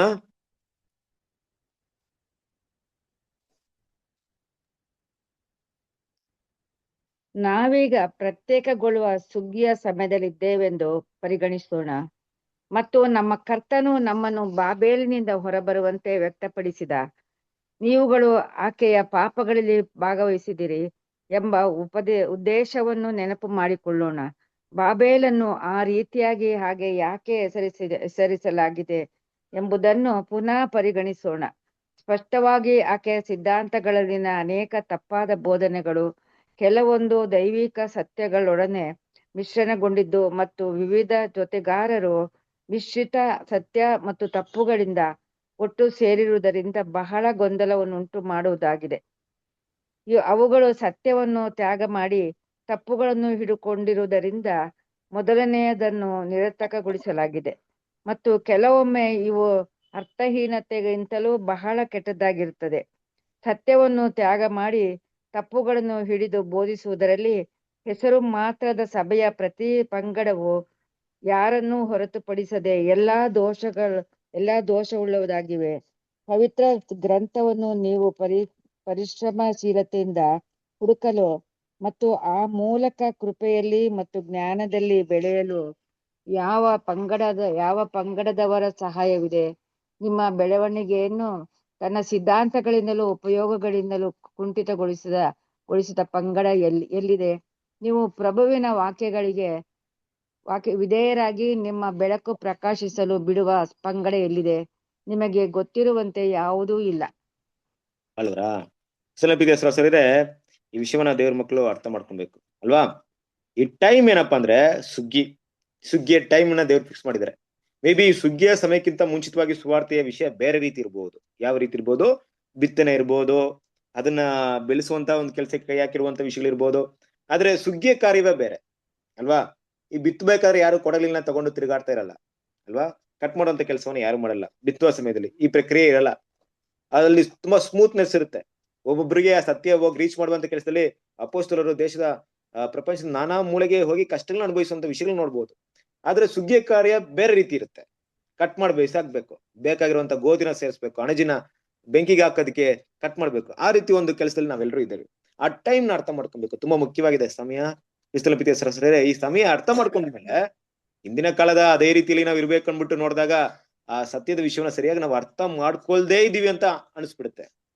ದೇವರ ವಿಷಯದಲ್ಲಿ ಆ ರೀತಿ ಕಾಣಿಸ್ಕೊಳ್ಳೋದಂತೂ ನಿಜ. ಯಾವ ರೀತಿ ಅಂದ್ರೆ, ಸುಗ್ಗಿಯ ಕಾರ್ಯದಲ್ಲಿ ದೇವರು ನಮ್ಮನ್ನ ಗೋಧಿಗಳಾಗೋದಕ್ಕೆ ಕರೀತಾ ಇದ್ದಾರೆ. ಅದಕ್ಕೆ ನೋಡ್ಬೇಕಾದ್ರೆ ನೀವು ಆಕೆ ಪಾಪಗಳಲ್ಲಿ ಭಾಗವಹಿಸಿದ್ರಿ ಅಲ್ವಾ. ಈ ವಿಷಯವನ್ನ ದೇವ್ರ ಮಕ್ಕಳು ಏನ್ ಮಾಡ್ಬೇಕು? ಅರ್ಥ ಮಾಡ್ಕೊಬೇಕು. ಮುಖ್ಯವಾಗಿ ಈ ಬಾಬಿಲೋನ್ ಅನ್ನೋದನ್ನ ತುಂಬಾ ಸ್ಪಷ್ಟವಾಗಿ ಅರ್ಥ ಮಾಡ್ಕೊಬೇಕು. ಬಾಬಿಲೋನ್ ಬಿಟ್ಟು ನಾವು ಇವತ್ತು ಹೋಗ್ಬಿಟ್ಟು ಯಾರು ನಿಮ್ ಕರ್ಕೊಂಡು ಹೋಗ್ಬಿಟ್ಟು ನೋಡಿ ಬ್ರದರ್ ಈ ಚರ್ಚ್ ಬಾಬಿಲೋನ್ ನೋಡಿ ಬ್ರದರ್ ಆ ಚರ್ಚ್ ಬಾಬಿಲೋನ್, ನೋಡಿ ಬ್ರದರ್ ಅಲ್ಲಿದಾರಲ್ಲ ಅವ್ರು ಅಂತ ಯಾರು ನಿಮ್ಗೆ ಹೇಳಲ್ಲ. ನಾವೇ ಕಂಡುಹಿಡಿಬೇಕು. ಏನ್ ಕಂಡುಹಿಡಿತೀವಿ? ದೇವರ ವಾಕ್ಯದ ಮೂಲಕ. ರೈಟ್ ಅಲ್ಲ? ಯಾವ್ದು ಬಾಬಿಲೋನ್ ಅನ್ನೋದು ಕಂಡುಹಿಡಿಬೇಕು ದೇವ್ರ ಮಕ್ಳು. ನಾಳೆ ದಿವಸ ನಾವು ದೇವ್ರ ಮಕ್ಳ ಮಧ್ಯದಲ್ಲೇ ಯಾರೋ ಬಾಬಿಲೋನ್ ಇರ್ಬೋದು, ಅವ್ರ ಬಾಬಿಲೋನ್ಗೆ ವಿರೋಧ ಬಾಬಿಲೋನ ಗುಣಗಳನ್ನ ತೋರಿಸ್ಕೊಳ್ತಾ ಇರ್ಬೋದು. ಕಂಡುಹಿಡಿಬೇಕು ದೇವ್ರ ಮಕ್ಳು. ಅದನ್ನೇ ದೇವ್ರು ಇಷ್ಟಪಡ್ತಾರದು. ಆ ಬಾಬೇಲ್ನ ಗುಣಗಳು ಯಾವುದೇ ಇದ್ರು ಕೂಡ ವಾಕ್ಯದ ಸಹಿತವಾಗಿ ಕಂಡುಹಿಡಿಬೇಕು. ಅದಕ್ಕೆ ನೋಡ್ಬೇಕಾದ್ರೆ ಯಾಕೆ ಅವ್ರನ್ನ ಬಾಬಿಲೋನ್ ಅಂತ ಕರೀತಾ ಇದೀವಿ ಅಲ್ವಾ? ಬಾಬಿಲ್ ಕರೆದಾಗ ಯಾರಿಗೂ ಅಷ್ಟೇ ಕೋಪ ಬರುತ್ತಲ್ವಾ?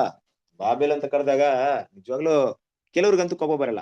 ಯಾಕಂದ್ರೆ ಬಾಬಿಲೋನ್ ದೇಶ ಬಂಗಾರದ ತಲೆಯಾಗಿತ್ತು. ದಾನಿಯೇಲ್ 2ನೇ ಅಧ್ಯಾಯದಲ್ಲಿ ಮಾತಾಡ್ಬೇಕಾದ್ರೆ ಅಲ್ವಾ? ಆ ರೀತಿಯಾಗಿ ಅರ್ಥ ಮಾಡ್ಕೊಂಡ್ರೆ ಕೋಪ ಬರಲ್ಲ. ಆದ್ರೆ ಪ್ರಕಟಣೆ ಇರುವಂತ ಬಾಬಿಲೋನ್ ತೋರಿಸ್ಬಿಟ್ರೆ ಕೋಪ ಬಂದ್ಬಿಡುತ್ತೆ. ಪ್ರಕಟಣೆ ಇರುವಂತ ಬಾಬಿಲೋನ್ಗೆ ಏನಂತ ಹೆಸರು ಕೊಟ್ಟಿದ್ದಾರೆ?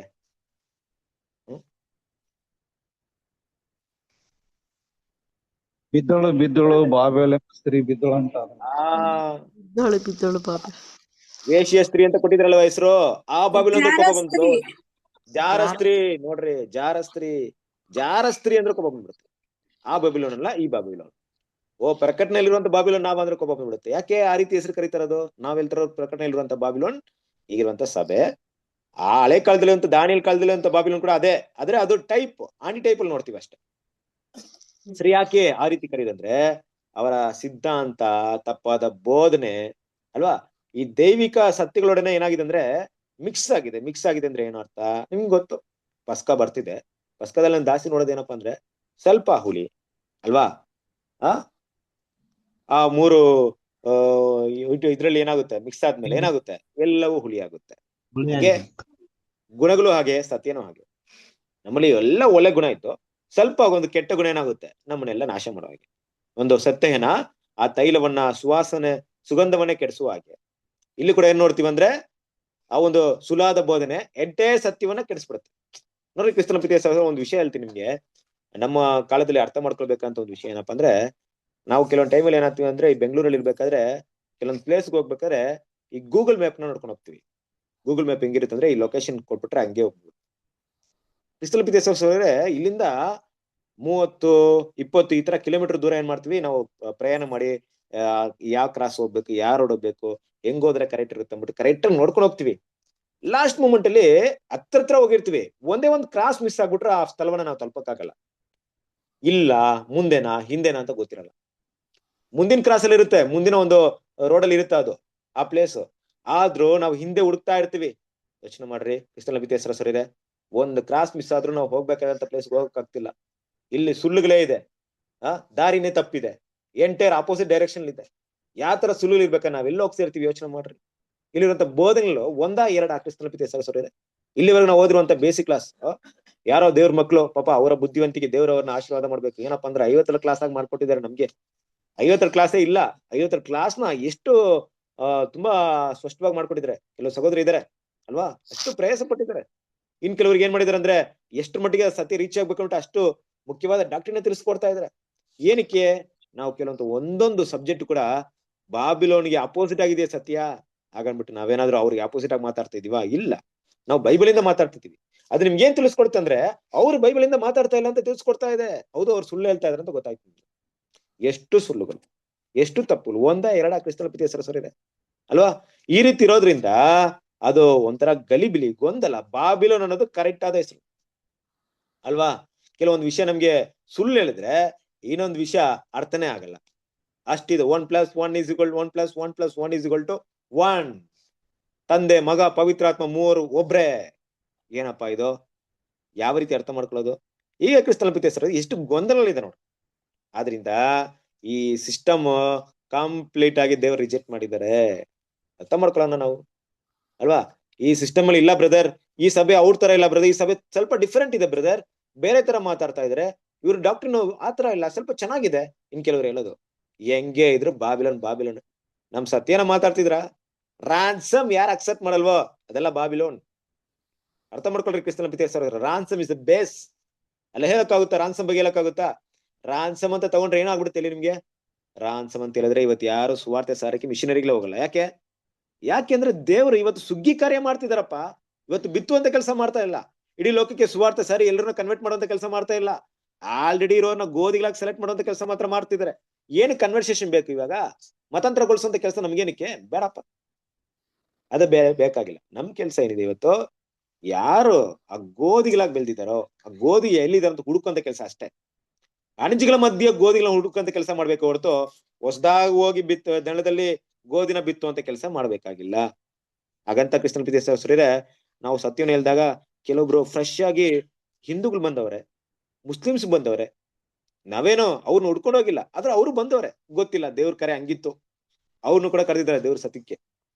ನಾವು ಅವ್ರ ಹತ್ರ ಹೋಗ್ಲಿಲ್ಲ, ಆದ್ರೆ ಬಂದವ್ರು ಹಂಗ್ ಬಂದ್ರು. ಯಾರೋ ಹೋದ್ರು ಫ್ರೆಂಡ್, ಕ್ರಿಶ್ಚಿಯನ್ ಫ್ರೆಂಡ್, ಅವ್ರು ಗೊತ್ತಿರೋ ಅಂತ ಕರ್ಕೊಂಡ್ ಬಂದ್ರು, ಅವ್ರು ಬಿಟ್ಟು ಹೊಟ್ಟೋಗ್ಬಿಟ್ರು. ಯಾರ ಕ್ರಿಶ್ಚಿಯನ್ಸ್ ಹೋಗ್ಬಿಟ್ರು. ಇವ್ರು ಸತ್ಯ ಕೇಳಿ ಇದು ನಿಜಪ್ಪ, ಹೆಂಗ್ ಈ ತರ ಕೇಳಲೇ ಇಲ್ಲ ನಾನು, ಈ ತರ ಇದೆ, ನಮ್ ತಂದೆ ನಮ್ಮ ಹೊಲ ಮತ್ತೆ ಎದ್ ಬರ್ತಾರ, ಪುನರ್ತನ ಆಗ್ತಾರ, ಇದು ನಿಜವಾದ ದೇವ್ರ ಪ್ರೀತಿ ಇಷ್ಟು ದೊಡ್ಡದೆ ಅಂದ್ಬಿಟ್ಟು ಅವ್ರೇನ್ ಮಾಡಿದ್ರು, ದೇವ್ರಿಗೆ ಒಪ್ಪಿಸ್ಕೊಟ್ರು. ನೋಡ್ರಿ ದೇವ್ರ ಪ್ಲಾನ್ ಹೆಂಗಿದೆ, ಯಾರಿಗ್ ಗೊತ್ತು ಹೆಂಗಿದೆ ಅಂದ್ಬಿಟ್ಟು. ನಮ್ ಕೆಲ್ಸ ಸುವಾರ್ತೆ ಸಾರೋದು, ಆದ್ರೆ ನಮ್ ಕೆಲ್ಸ ಸುಗ್ಗಿಯ ಕೆಲ್ಸ. ದೇವ್ರ ಮಕ್ಳು ಏನ್ ಮಾಡ್ಬೇಕು, ಅದನ್ನ ತುಂಬಾ ಸ್ಪಷ್ಟವಾಗಿ ಅರ್ಥ ಮಾಡ್ಕೊಬೇಕು. ಸೊ ವಿಶೇಷವಾಗಿ ಇವತ್ತು ದೇವರ ಸತ್ಯಕ್ಕೆ ಇರುವಂತ ಆ ಒಂದು ಬೆಲೆ ಇಲ್ಲದೆ ಬಾಬಿಲೋನ್ ಸಂಪೂರ್ಣವಾಗಿ ಕಾಲದ ಕೆಳಗಡೆ ಹಾಕಿ ಏನಾಗಿದೆ, ತುಳಿದಾಕಿದೆ. ಅದಂತೂ ನಾವು ನೋಡ್ಬೋದು. ಕರೆಕ್ಟ್ ಆಗಿ ಕ್ರಿಸ್ತನ ಪ್ರೀತಿಯ ಸಹೋದರರೇ ಹೇಳಿ ಬ್ರದರ್, ಅದನ್ನೇ ಕೊನೆಗೆ ಕೇಳ್ತಾ ಇದಾರೆ. ಏನಂತ ಪ್ರಶ್ನೆ ಕೇಳ್ತಾ ಇದಾರೆ? ಕೊನೆದಾಗ ಕೇಳ್ಬೇಕಾದ್ರೆ ಹೇಳ್ರಿ, ನಿಮ್ಗೆ ಏನೋ ಗೊತ್ತಿರೋ ರೀತಿಲಿ ಏನಾದ್ರೆ. ಆತರ ಯಾವ ಒಂದು ಡಿನಾಮಿನೇಷನ್ ಇದೆ ಇವತ್ತು? ನಿಜವಾದ ಸತ್ಯವನ್ನು ಹೇಳ್ಕೊಳ್ಳುವಂತ ಡಿನಾಮಿನೇಷನ್ ಇದೆ, ನಿಜವಾದ ಕ್ರಿಸ್ತನ ಸ್ವರೂಪದ ನಮ್ಮ ಬೆಳೆಯೋದಕ್ಕೆ ವಾಕ್ಯವನ್ನು ಹೇಳ್ಕೊಡುವಂತ ಡಿನಾಮಿನೇಷನ್ ಇದೆ, ಕ್ರಿಸ್ತನ ವಾಕ್ಯಗಳನ್ನ ನಮ್ಮನ್ನ ಬೆಳೆಸೋದಕ್ಕೆ ನಮ್ಗೆ ಸಹಾಯ ಮಾಡುವಂತ ಎಲ್ಲಿದೆ ಡಿನಾಮಿನೇಷನ್ ಇವತ್ತು? ಇದೆಯಾ? ಸಿಗುತ್ತಾ? ಕ್ರಿಸ್ತನ ಪ್ರೀತಿಯ ಸಹೋದರರೇ, ನಾನು ಒಂದು ಮಾತು ಹೇಳ್ತೀನಿ. ದೇವರ ಮಕ್ಕಳು ನಮ್ಮೊಳಗಡೆ ಸತ್ಯ ಇದೆ, ಬೆಳೆಯೋದಕ್ಕೆ ಅವಕಾಶ ಇದೆ. ನಮ್ಮ ಸಹೋದರರ ಬೆಳಗಿನತೆಯಲ್ಲಿ ಕೆಲವೊಂದು ಕಾಣಿಸ್ಕೊಬಹುದು. ಯಾವ ರೀತಿ ಅಂದ್ರೆ ನಿಮ್ಗೆಲ್ಲ ಇರ್ಬೋದು, ನೀವೆಲ್ಲ ಅಷ್ಟು ಐಕ್ಯದಲ್ಲಿ ಇದಿರೋ ಗೊತ್ತಿಲ್ಲ. ನನ್ನ ಐಕ್ಯದಲ್ಲಿ ಇದು ಮಾತಾಡ್ತಾ ಇದ್ದೀನಿ. ಐಕ್ಯ ಅಂದ್ರೆ ಏನಪ್ಪಾ ಅಂದ್ರೆ, ದಿನ ಸಹೋದರನ ಭೇಟಿ ಆಗೋದಿರ್ಬೋದು, ಅವರ ಸಂಗಡ ಬೆಳೀತಾ ಇರ್ಬೋದು. ಅವಾಗ ಏನ್ ಅನ್ಸುತ್ತೆ ಅಂದ್ರೆ, ಕೆಲವು ಸಹೋದರ ಮಿಸ್ಟೇಕ್ ಕಾಣಿಸುತ್ತೆ, ನಮ್ಗೆ ತಪ್ಪುಗಳು ಕಾಣಿಸುತ್ತೆ, ದೋಷಗಳು ಕಾಣಿಸುತ್ತೆ. ಅದು ಅವರ ಬೆಲಹೀನತೆ ಅಷ್ಟೇ. ಹಾಗನ್ಬಿಟ್ಟು ಆ ರೀತಿ ಇರೋಲ್ಲ ಸುಳ್ಳ ಹೇಳ್ತಾ ಅಂತ ಅರ್ಥ ಅಲ್ಲ. ಅವರ ಬೆಲಹೀನತೆಗಳಿಂದ ತಪ್ಪು ಮಾಡ್ಬೋದು, ಆದ್ರಿಂದ ಹೇಳುವಂತ ಬೋಧನೆ ಸುಳ್ಳಂತಲ್ಲ, ಸತ್ಯ ಇಲ್ಲಿದೆ. ಆದ್ರೆ ಸತ್ಯವನ್ನು ಹೊಂದ್ಕೊಂಡಿರೋ ನಾವು ಯಾರು ಪರಿಪೂರ್ಣರಲ್ಲ, ನಮ್ಮಲ್ಲಿ ಕೆಲವೊಂದು ಮಿಸ್ಟೇಕ್ ಇರ್ಬೋದು. ಹಾಗಂತ ಇದು ಸುಳ್ಳಂತಲ್ಲ, ಇದು ಸತ್ಯನೇ. ನಮ್ಗೆ ಸಿಗ್ತಿರೋಂಥ ಪ್ರತಿಯೊಂದು ವಿಷಯ ಸತ್ಯನೇ. ನನ್ನಲ್ಲಿ ದೋಷ ಇರ್ಬೋದು ಕ್ರಿಸ್ತನ ಪ್ರೀತಿಯ ಸಹೋದರರೇ, ನನ್ನಲ್ಲಿ ಬೆಳಗಿನತೆ ಇರ್ಬೋದು, ಆದ್ರೆ ನಾನು ಹೇಳ್ತಿರೋಂಥ ವಿಷಯದಲ್ಲಿ ತಪ್ಪಿಲ್ಲ, ಅದು ಕರೆಕ್ಟ್ ಇದೆ. ಅದನ್ನ ದೇವ್ರ ಮಕ್ಳು ತುಂಬಾ ಸ್ಪಷ್ಟವಾಗಿ ಅರ್ಥ ಮಾಡ್ಕೋಬೇಕು. ಈ ರೀತಿಯಾದಂತ ಒಂದು ವಿಷಯ ದೇವ್ರ ಮಕ್ಳಿಗೆ ಇವತ್ತು ಎಲ್ಲಿ ಸಿಗುತ್ತೆ? ಅರ್ಥ ಮಾಡ್ಕೊಳ್ಳೋಣ. ಅದರಿಂದ ಇದೆಲ್ಲ ನಮ್ಮನ್ನ ಏನ್ ಮಾಡುತ್ತೆ ಅಂದ್ರೆ, ನಾನು ಮೊದಲೇ ಒಂದು ಪಾಯಿಂಟ್ ಹೇಳ್ದೆ ನಿಮ್ಗೆ, ಏನೇನು ಅರ್ಥ ಮಾಡ್ಕೊಬೇಕು. ಬಾಬಿಲೋನ್ ಅಂತ ನಾವು ಬೆರಳು ತೋರ್ಸೋದು ನಮ್ ಏನ್ ಉದ್ದೇಶ ಅಪ್ಪ ಅಂದ್ರೆ, ಹೌದು ಬಾಬಿಲೋನ್ನ ಕಂಡಿಡಿಬೇಕು, ಬಾಬಿಲೋನ್ ಗುಣಗಳನ್ನ ಕಂಡಿಡಿಬೇಕು, ಬಾಬಿಲೋನ್ನ ಉದ್ದೇಶ ಕಂಡಿಡಿಬೇಕು, ಬಾಬಿಲೋನಿನ ಒಂದು ಸಿದ್ಧಾಂತ ಕಂಡಿಡಿಬೇಕು, ಆ ಸಿಸ್ಟಮ್ನ ಕಂಡಿಡಿಬೇಕು, ಅದರ ಬೋಧನೆ ಕಂಡಿಡಿಬೇಕು. ಕಂಡಿಡ್ದು ಎಲ್ಲೂ ಕೂಡ ನಮಗೆ ಬರ್ದ ಹಾಗೆ ಕಾಪಾಡ್ಕೊಬೇಕು. ಇಲ್ಲಾಂದ್ರೆ ಏನಾಗುತ್ತೆ ಹೇಳಿ, ಬಾಬಿಲೋನು ಹೊರಡೆ ಇಲ್ಲ, ನಾನು ಹೊರಡೆನೇ ಇದೆ ಆಗ್ಬಿಡುತ್ತೆ ಅಲ್ವಾ? ನಾನು ಹೇಳ್ತಾರಂತ ಬಾಬಿಲೋನು ನಾನು ಹೊರಡೆ ಕೂಡ ಇದೆ ಅಂತ ಆಗ್ಬಿಡುತ್ತೆ. ಕೇರ್ಫುಲ್ ಆಗಿ ಜಾಗರೂಕತೆಯಿಂದ ಇರೋದು ತುಂಬಾ ಮುಖ್ಯವಾಗಿದೆ. ಸೊ ಅದರಿಂದ ನೋಡ್ರಿ, ಈ ದೇವ್ರ ಮಕ್ಳು ನಮ್ಗೆ ಇಷ್ಟೆಲ್ಲ ಸತ್ಯವನ್ನ ದೇವ್ರು ನಮ್ಗೆ ತಿಳಿಸ್ಕೊಟ್ಟಿದಾರೆ ಅಂದ್ರೆ, ನಿಜವಾಗ್ಲು ನಾನು ಕೂಡ ತುಂಬಾ ಆಶ್ಚರ್ಯ ಪಡ್ತೀನಿ. ನಾನೆಲ್ಲ ಇದು ಓದ್ಮೇಲೆ ನನ್ಗೆ ಗೊತ್ತಾಗುತ್ತೆ, ಹೌದಪ್ಪ ಇಷ್ಟು ನಿಜಗಳಿದೆ, ನಾವು ತಿಳ್ಕೊಬೇಕನ್ಬಿಟ್ಟು. ಹಾಗಿರೋದ್ರಿಂದ ದೇವ್ರ ಮಕ್ಳು ಏನ್ ಮಾಡೋಣ, ಮುಂದೆ ಬರುವಂತ ದಿನಗಳಲ್ಲಿ ಕೂಡ ತುಂಬಾ ಪಾಠಗಳಿದೆ. ಸೊ ನಮ್ಗೆ ಸಮಯದ ಅಭಾವ ಇರೋದ್ರಿಂದ ನಾವೇನ್ ಮಾಡೋಣ, ಇಲ್ಲಿಗೆ ನಿಲ್ಸೋಣ. ಕ್ರಿಸ್ತನ ಪ್ರೀತಿಯ ಸಹೋದರರೇ, ಇಲ್ಲಿನವರೆಗೂ ನಾವು ಓದಿದಂತ ವಿಷಯಗಳಲ್ಲಿ ಏನಾದ್ರು ನಿಮಗೆ ಡೌಟ್ಸ್ ಏನಾದ್ರು ಇತ್ತು ಅಂದ್ರೆ ನೀವು ಕೇಳ್ಬೋದು, ಇಲ್ಲ ಯಾವ್ದಾದ್ರು ಪ್ರಶ್ನೆಗಳಿದ್ರು ಕೂಡ ನೀವು ಕೇಳ್ಬೋದು. ಇಲ್ದಿದ್ರೆ ನಾವು ಈ ಪಾಠವನ್ನ ಮುಕ್ತಾಯ ಮಾಡೋಣ.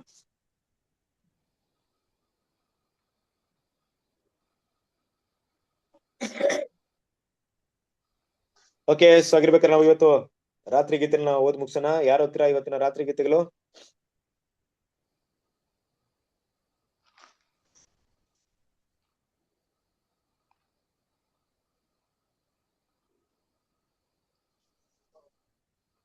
ಯಾರು ಓದ್ತೀರಾ?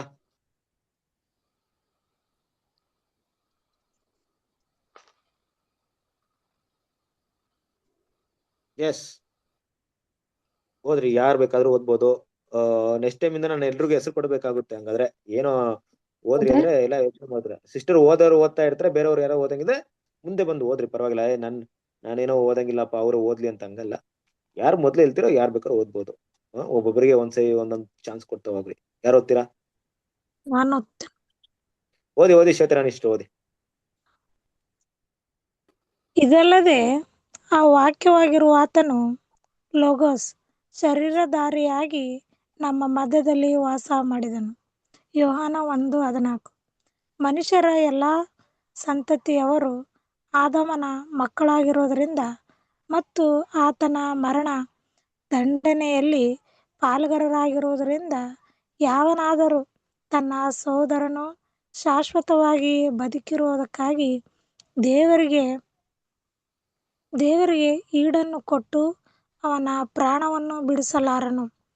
ಕೀರ್ತನೆಗಳು 49:7-81. ದೇವರು ಈ ವಿಷಯವನ್ನು ಹೇಗೆ ಮುಚ್ಚಿ ಹಾಕಿದ್ದಾರೆ, ಮರೆಮಾಡಿದ್ದಾರೆ ಎಂದರೆ, ಆದಾಮ ಮತ್ತು ಅವನ ಸಂತತಿಯಾಗಿ ಒಬ್ಬ ಪರಿಪೂರ್ಣ ಮನುಷ್ಯನು ಸ್ವಇಚ್ಛೆಯಿಂದ ಸಾಯಬೇಕು. ಆಗ ಮಾತ್ರ ಅವನನ್ನು ಬಿಡಿಸಿಕೊಳ್ಳಲು ಸಾಧ್ಯ. ಆದರೆ ಹಾಗೆ ಮನುಷ್ಯರಲ್ಲಿ ಒಬ್ಬರೂ ಇಲ್ಲದೆ ಇರುವುದರಿಂದ ದೇವರು ತನ್ನ ಒಬ್ಬನೇ ಮಗನಾದ ಲೋಗೋಸ್ ಅನ್ನು ಮನುಷ್ಯನನ್ನಾಗಿ ಮಾಡಿ ಆದಾಮ್ ಮತ್ತು ಆತನ ಎಲ್ಲಾ ಮಕ್ಕಳನ್ನು ಬಿಡಿಸಿ ರಕ್ಷಿಸುವ ಹಾಗೆ ಏರ್ಪಾಡನ್ನು ಮಾಡಿದನು ಎಂಬುದೇ. Okay, thank you sister. ಇಷ್ಟೆಲ್ಲ ಪ್ರೀತಿಯ ಸಹೋದರರೇ, ಇವತ್ತಿನ ಒಂದು ರಾತ್ರಿ ಗೀತೆ ನಾವು ನೋಡ್ಬೇಕಾದ್ರೆ ನಮ್ಮ ಕರ್ತನಾದ ಯೇಸು ಕ್ರಿಸ್ತನು ಲೋಗಸ್ ಆಗಿ ಅಲ್ವಾ, ದೇವರ ವಾಕ್ಯವಾತನು ಶರೀರ ರೂಪ ಧರಿಸ್ಕೊಂಡು ನಮಗೋಸ್ಕರ ಬಂದು ನಮ್ಮ ಮಧ್ಯದಲ್ಲಿ ವಾಸ ಮಾಡೋದನ್ನ ವಿಷಯ ನೋಡಿದ್ವಿ. ಆ ಬಂದಂತ ಒಂದು ತ್ಯಾಗ ವಿಶೇಷವಾಗಿ ನೋಡ್ಬೇಕಾದ್ರೆ ಸ್ವ ಇಚ್ಛೆಯಿಂದ, ಅಂದ್ರೆ ಇಲ್ಲಿ ಒಂದು ಪಾಯಿಂಟ್ ಮಾತಾಡ್ತಿದ್ದಾರೆ, ಮನುಷ್ಯರಲ್ಲಿ ಯಾರಾದ್ರೂ ಕೊಟ್ಟಿದ್ರೆ ಚೆನ್ನಾಗಿರ್ತಿತ್ತು ಆದಾಮನಿಗೆ ಅಂದ್ಬಿಟ್ಟು. ಖಂಡಿತ ಯಾರ ಕೈಯಿಂದ ಕೊಡಕ್ಕಾಗಲ್ಲ, ಯಾಕಂದ್ರೆ ನಮ್ಗೆ ಯಾರಿಗೂ ಲೈಫ್ ಇಲ್ಲ. ಆದ್ರೆ ನಮ್ಗೆ ಲೈಫ್ ಇರೋಂತ ಒಬ್ರು ಇದರ ಅಂದ್ಮೇಲೆ ಅವ್ರನ್ನ ಕಳ್ಸಕ್ಕಾಗಲ್ಲ, ಯಾಕಂದ್ರೆ ಅವರೇ ಸ್ವ ಇಚ್ಛೆಯಿಂದ ಅದನ್ನ ಡಿಸೈಡ್ ಮಾಡ್ಬೇಕು. ನಮ್ಮ ಕರ್ತನಾದ ತನ್ನಲ್ಲಿ ಹೊಂದ್ಕೊಂಡಿರುವಂತ ಲೈಫ್ ನ, ಅಷ್ಟೂ ದೊಡ್ಡ ಒಂದು ಲೈಫ್ ನ ನಮಗೋಸ್ಕರ ಕೊಡಕ್ಕೆ ತಾನೇ ನಿರ್ಧಾರ ಮಾಡ್ಕೊಂಡಿದ್ರು. ಅದು ತುಂಬಾ ದೊಡ್ಡ ವಿಷಯ. ಈ ಪಾಸ್ಔಟ್ ಟೈಮಲ್ಲಿ ಅದನ್ನ ಯೋಚನೆ ಮಾಡೋಣ. ಇನ್ನು ಈ ಫೆಬ್ರವರಿ 11th ರಾತ್ರಿ ಗೀತೆನ ಏನ್ ಮಾಡ್ರಿ, ನೀವು ಮೆಡಿಟೇಟ್ ಮಾಡ್ರಿ, ತುಂಬಾ ಯೂಸ್ಫುಲ್ ಆಗಿರುತ್ತೆ. ಕೊನೆಯದಾಗಿ ನಾವು ಪ್ರಾರ್ಥನೆ ಮಾಡಿ ಈ ಕೂಟವನ್ನ ಅಂತ್ಯಕ್ಕೆ ತರೋಣ. ಕ್ರಿಸ್ತನ ಪ್ರೀತಿಯ ಸಹೋದರರೇ, ನಮ್ಮ ಮಧ್ಯಲ್ಲಿರುವಂತ ಮೋಹನ್ ರಾಜ್ ಬ್ರದರ್ ಪ್ರಾರ್ಥನೆ ಮಾಡ್ತೀರಾ? ಮಾಡ್ತೇನೆ ಬ್ರದರ್. ಕೇಳಿಸ್ತಾ ಬ್ರದರ್? ಕೇಳಿಸ್ತದೆ. ಪ್ರಾರ್ಥನೆ ಮಾಡಿಕೊಳ್ಳೋಣ. ನಮ್ಮನ್ನ ಅತಿ ಹೆಚ್ಚಾಗಿ ಪ್ರೀತಿ ಮಾಡಿದಂತ ಪರಲೋಕದ ಜೀವುಳ ನಮ್ಮ ತಂದೆಯಾದ ದೇವರೇ, ಮತ್ತೊಂದು ಆರ್ತಿ ನಿಮಗೆ ಕೃತಜ್ಞತೆಯನ್ನು ಸಲ್ಲಿಸ್ತೇವೆ. ಈ ಸಂಜೆ ವೇಳೆಯಲ್ಲಿ ನಾವೆಲ್ಲರೂ ಒಟ್ಟಾಗಿ ಸೇರಿ ತಿರುಗೊಂದು ಆವರ್ತೆ ನಿನ್ನ ವಾಕ್ಯಗಳನ್ನು ಕಲಿಯುವಂತೆ ಕೊಟ್ಟಂತ ಸಮಯಕ್ಕಾಗಿ ನಿಮಗೆ ಸ್ತೋತ್ರ. ರಿಚರ್ಡ್ ಬ್ರದರ್ ಅವ್ರ ಮೂಲಕ ಅನೇಕ ವಿಷಯಗಳನ್ನು ನಮಗೆ ತಿಳಿಪಡಿಸಿದ್ರು, ಸ್ತೋತ್ರ. ಬಾಬಿಲೋನ್ ಸಭೆ ಕುರಿತು ಮತ್ತು ಅಣಜಿ ಮತ್ತು ಗೋಧಿ ಅದರ ಮಧ್ಯೆ ಇರುವಂತ ವ್ಯತ್ಯಾಸದ ಕುರಿತು ಅನೇಕ ವಿಷಯಗಳನ್ನು ಈ 1 ಗಂಟೆಗಳ ಕಾಲ ನಮಗೆ ತಿಳಿಪಡಿಸಿಕೊಟ್ಟದಕ್ಕಾಗಿ ನಿಮಗೆ ಸ್ತೋತ್ರ. ತಂದೆಯಾದ ದೇವರೇ, ಬ್ರದರ್ ಅವರು ಇನ್ನೂ ಹೆಚ್ಚಾಗಿ ನಿಮ್ಮ ಸೇವೆಯಲ್ಲಿ ಉಪಯೋಗಿಸಿರಿ. ಅವರಿಗೆ ಜ್ಞಾನ ವಿವೇಕವನ್ನು ಕೊಟ್ಟು, ಆರೋಗ್ಯ ಭಾಗ್ಯವನ್ನು ಕೊಟ್ಟು, ಆಯುಷ್ಕಲನ್ನು ಕೊಟ್ಟು, ನಿನ್ನ ಒಂದು ರಾಜ್ಯಕ್ಕಾಗಿ ದೇವರೇ ದುಡಿಲಿಕ್ಕೆ ಅವರಿಗೆ ಸಹಾಯ ಮಾಡಿರಿ ಎಂದು ನಾವು ಬೇಡಿಕೊಳ್ತೇವೆ. ಮಾತ್ರವಲ್ಲದೆ ತಂದೆಯ ದೇವರೇ, ಕೇಳಲಿಕ್ಕಿರುವಂತ ಎಲ್ಲಾ ಸಹೋದರ ಮತ್ತು ಸಹೋದರಿಯರೆಲ್ಲರನ್ನು, ಅವರನ್ನು, ಅವರ ಕುಟುಂಬಗಳನ್ನು ಆಶೀರ್ವಾದ ಮಾಡು. ಪ್ರತಿಯೊಬ್ಬರು ಕೂಡ ನಿನ್ನ ವಾಕ್ಯಗಳನ್ನು ಕೇಳಿ ಕಲಿತು ಅದರಂತೆ ನಡೆದು, ಮಾತ್ರವಲ್ಲದೆ ಅನೇಕರನ್ನು ಕೂಡ ನಿನ್ನ ಕಡೆಗೆ ನಡೆಸಲಿಕ್ಕೆ ಬೇಕಾದಂತ ಜ್ಞಾನ, ಆತ್ಮನ ಬಲವನ್ನು ಕೊಟ್ಟು ನಡೆಸಬೇಕೆಂದು ಬೇಡಿಕೊಳ್ತೇವೆ. ಹಾಗೆ ಮಾಡಿದಕ್ಕಾಗಿ ನಿಮ್ಗೆ ಸ್ತೋತ್ರ. ಮತ್ತು ಈ ರಾತ್ರಿ ನಾವು ಸುಖಕರ ನಿದ್ರೆಯಲ್ಲಿ ನಾವು ಕಳೆಯುವಂತೆ ಸಹಾಯ ಮಾಡು.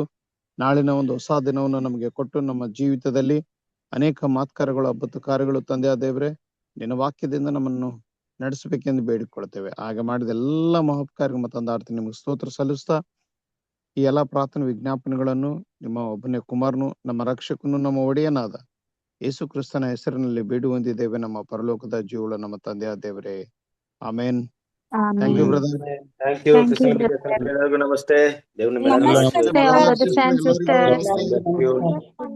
ಎಲ್ಲರಿಗೂ ನಮಸ್ತೆ. Good night. ನಮಸ್ತೆ. ನಮಸ್ತೆ. ನಮಸ್ತೆ ಬ್ರದರ್. ಎಲ್ಲಪ್ಪ ಬ್ರದರ್, ನಮಸ್ತೆ. ನಮಸ್ತೆ. ಎಲ್ಲಾ ಪ್ರೊಫೆಸರ್ಗೆ ನಮಸ್ತೆ ರೀ. ನಮಸ್ತೆ ನಮಸ್ತೆ. ಎಲ್ಲರಿಗೂ ನಮಸ್ತೆ.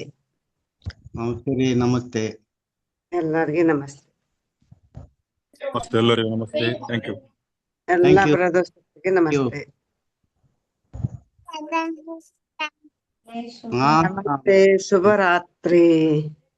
ಶುಭರಾತ್ರಿ. ಶುಭರಾತ್ರಿ. ನಮಸ್ತೆ. ನಮಸ್ತೆ ಎಲ್ಲರಿಗೂ, ನಮಸ್ತೆ. Thank you. Thank you. अच्छा अच्छा अच्छा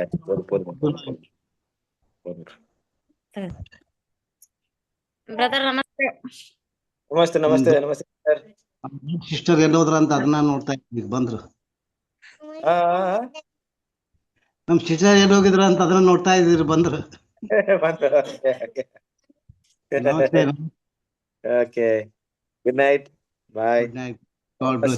ಸರ್, ರಾಧಿಕಾ ತಂಗಿ, Shanta master, brother bye, Srikanth brother, ಎಲ್ಲರಿಗೂ ಬಾಯ್.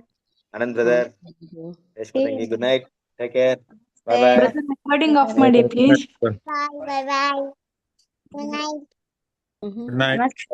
ರೆಕಾರ್ಡಿಂಗ್ ಆಫ್ ಮಾಡ್ಬೇಕಾ? ಅದು ಒಂದ್ ನಿಮಿಷ ತಂಗಿ, ಗೊತ್ತಿಲ್ಲ. Thank you.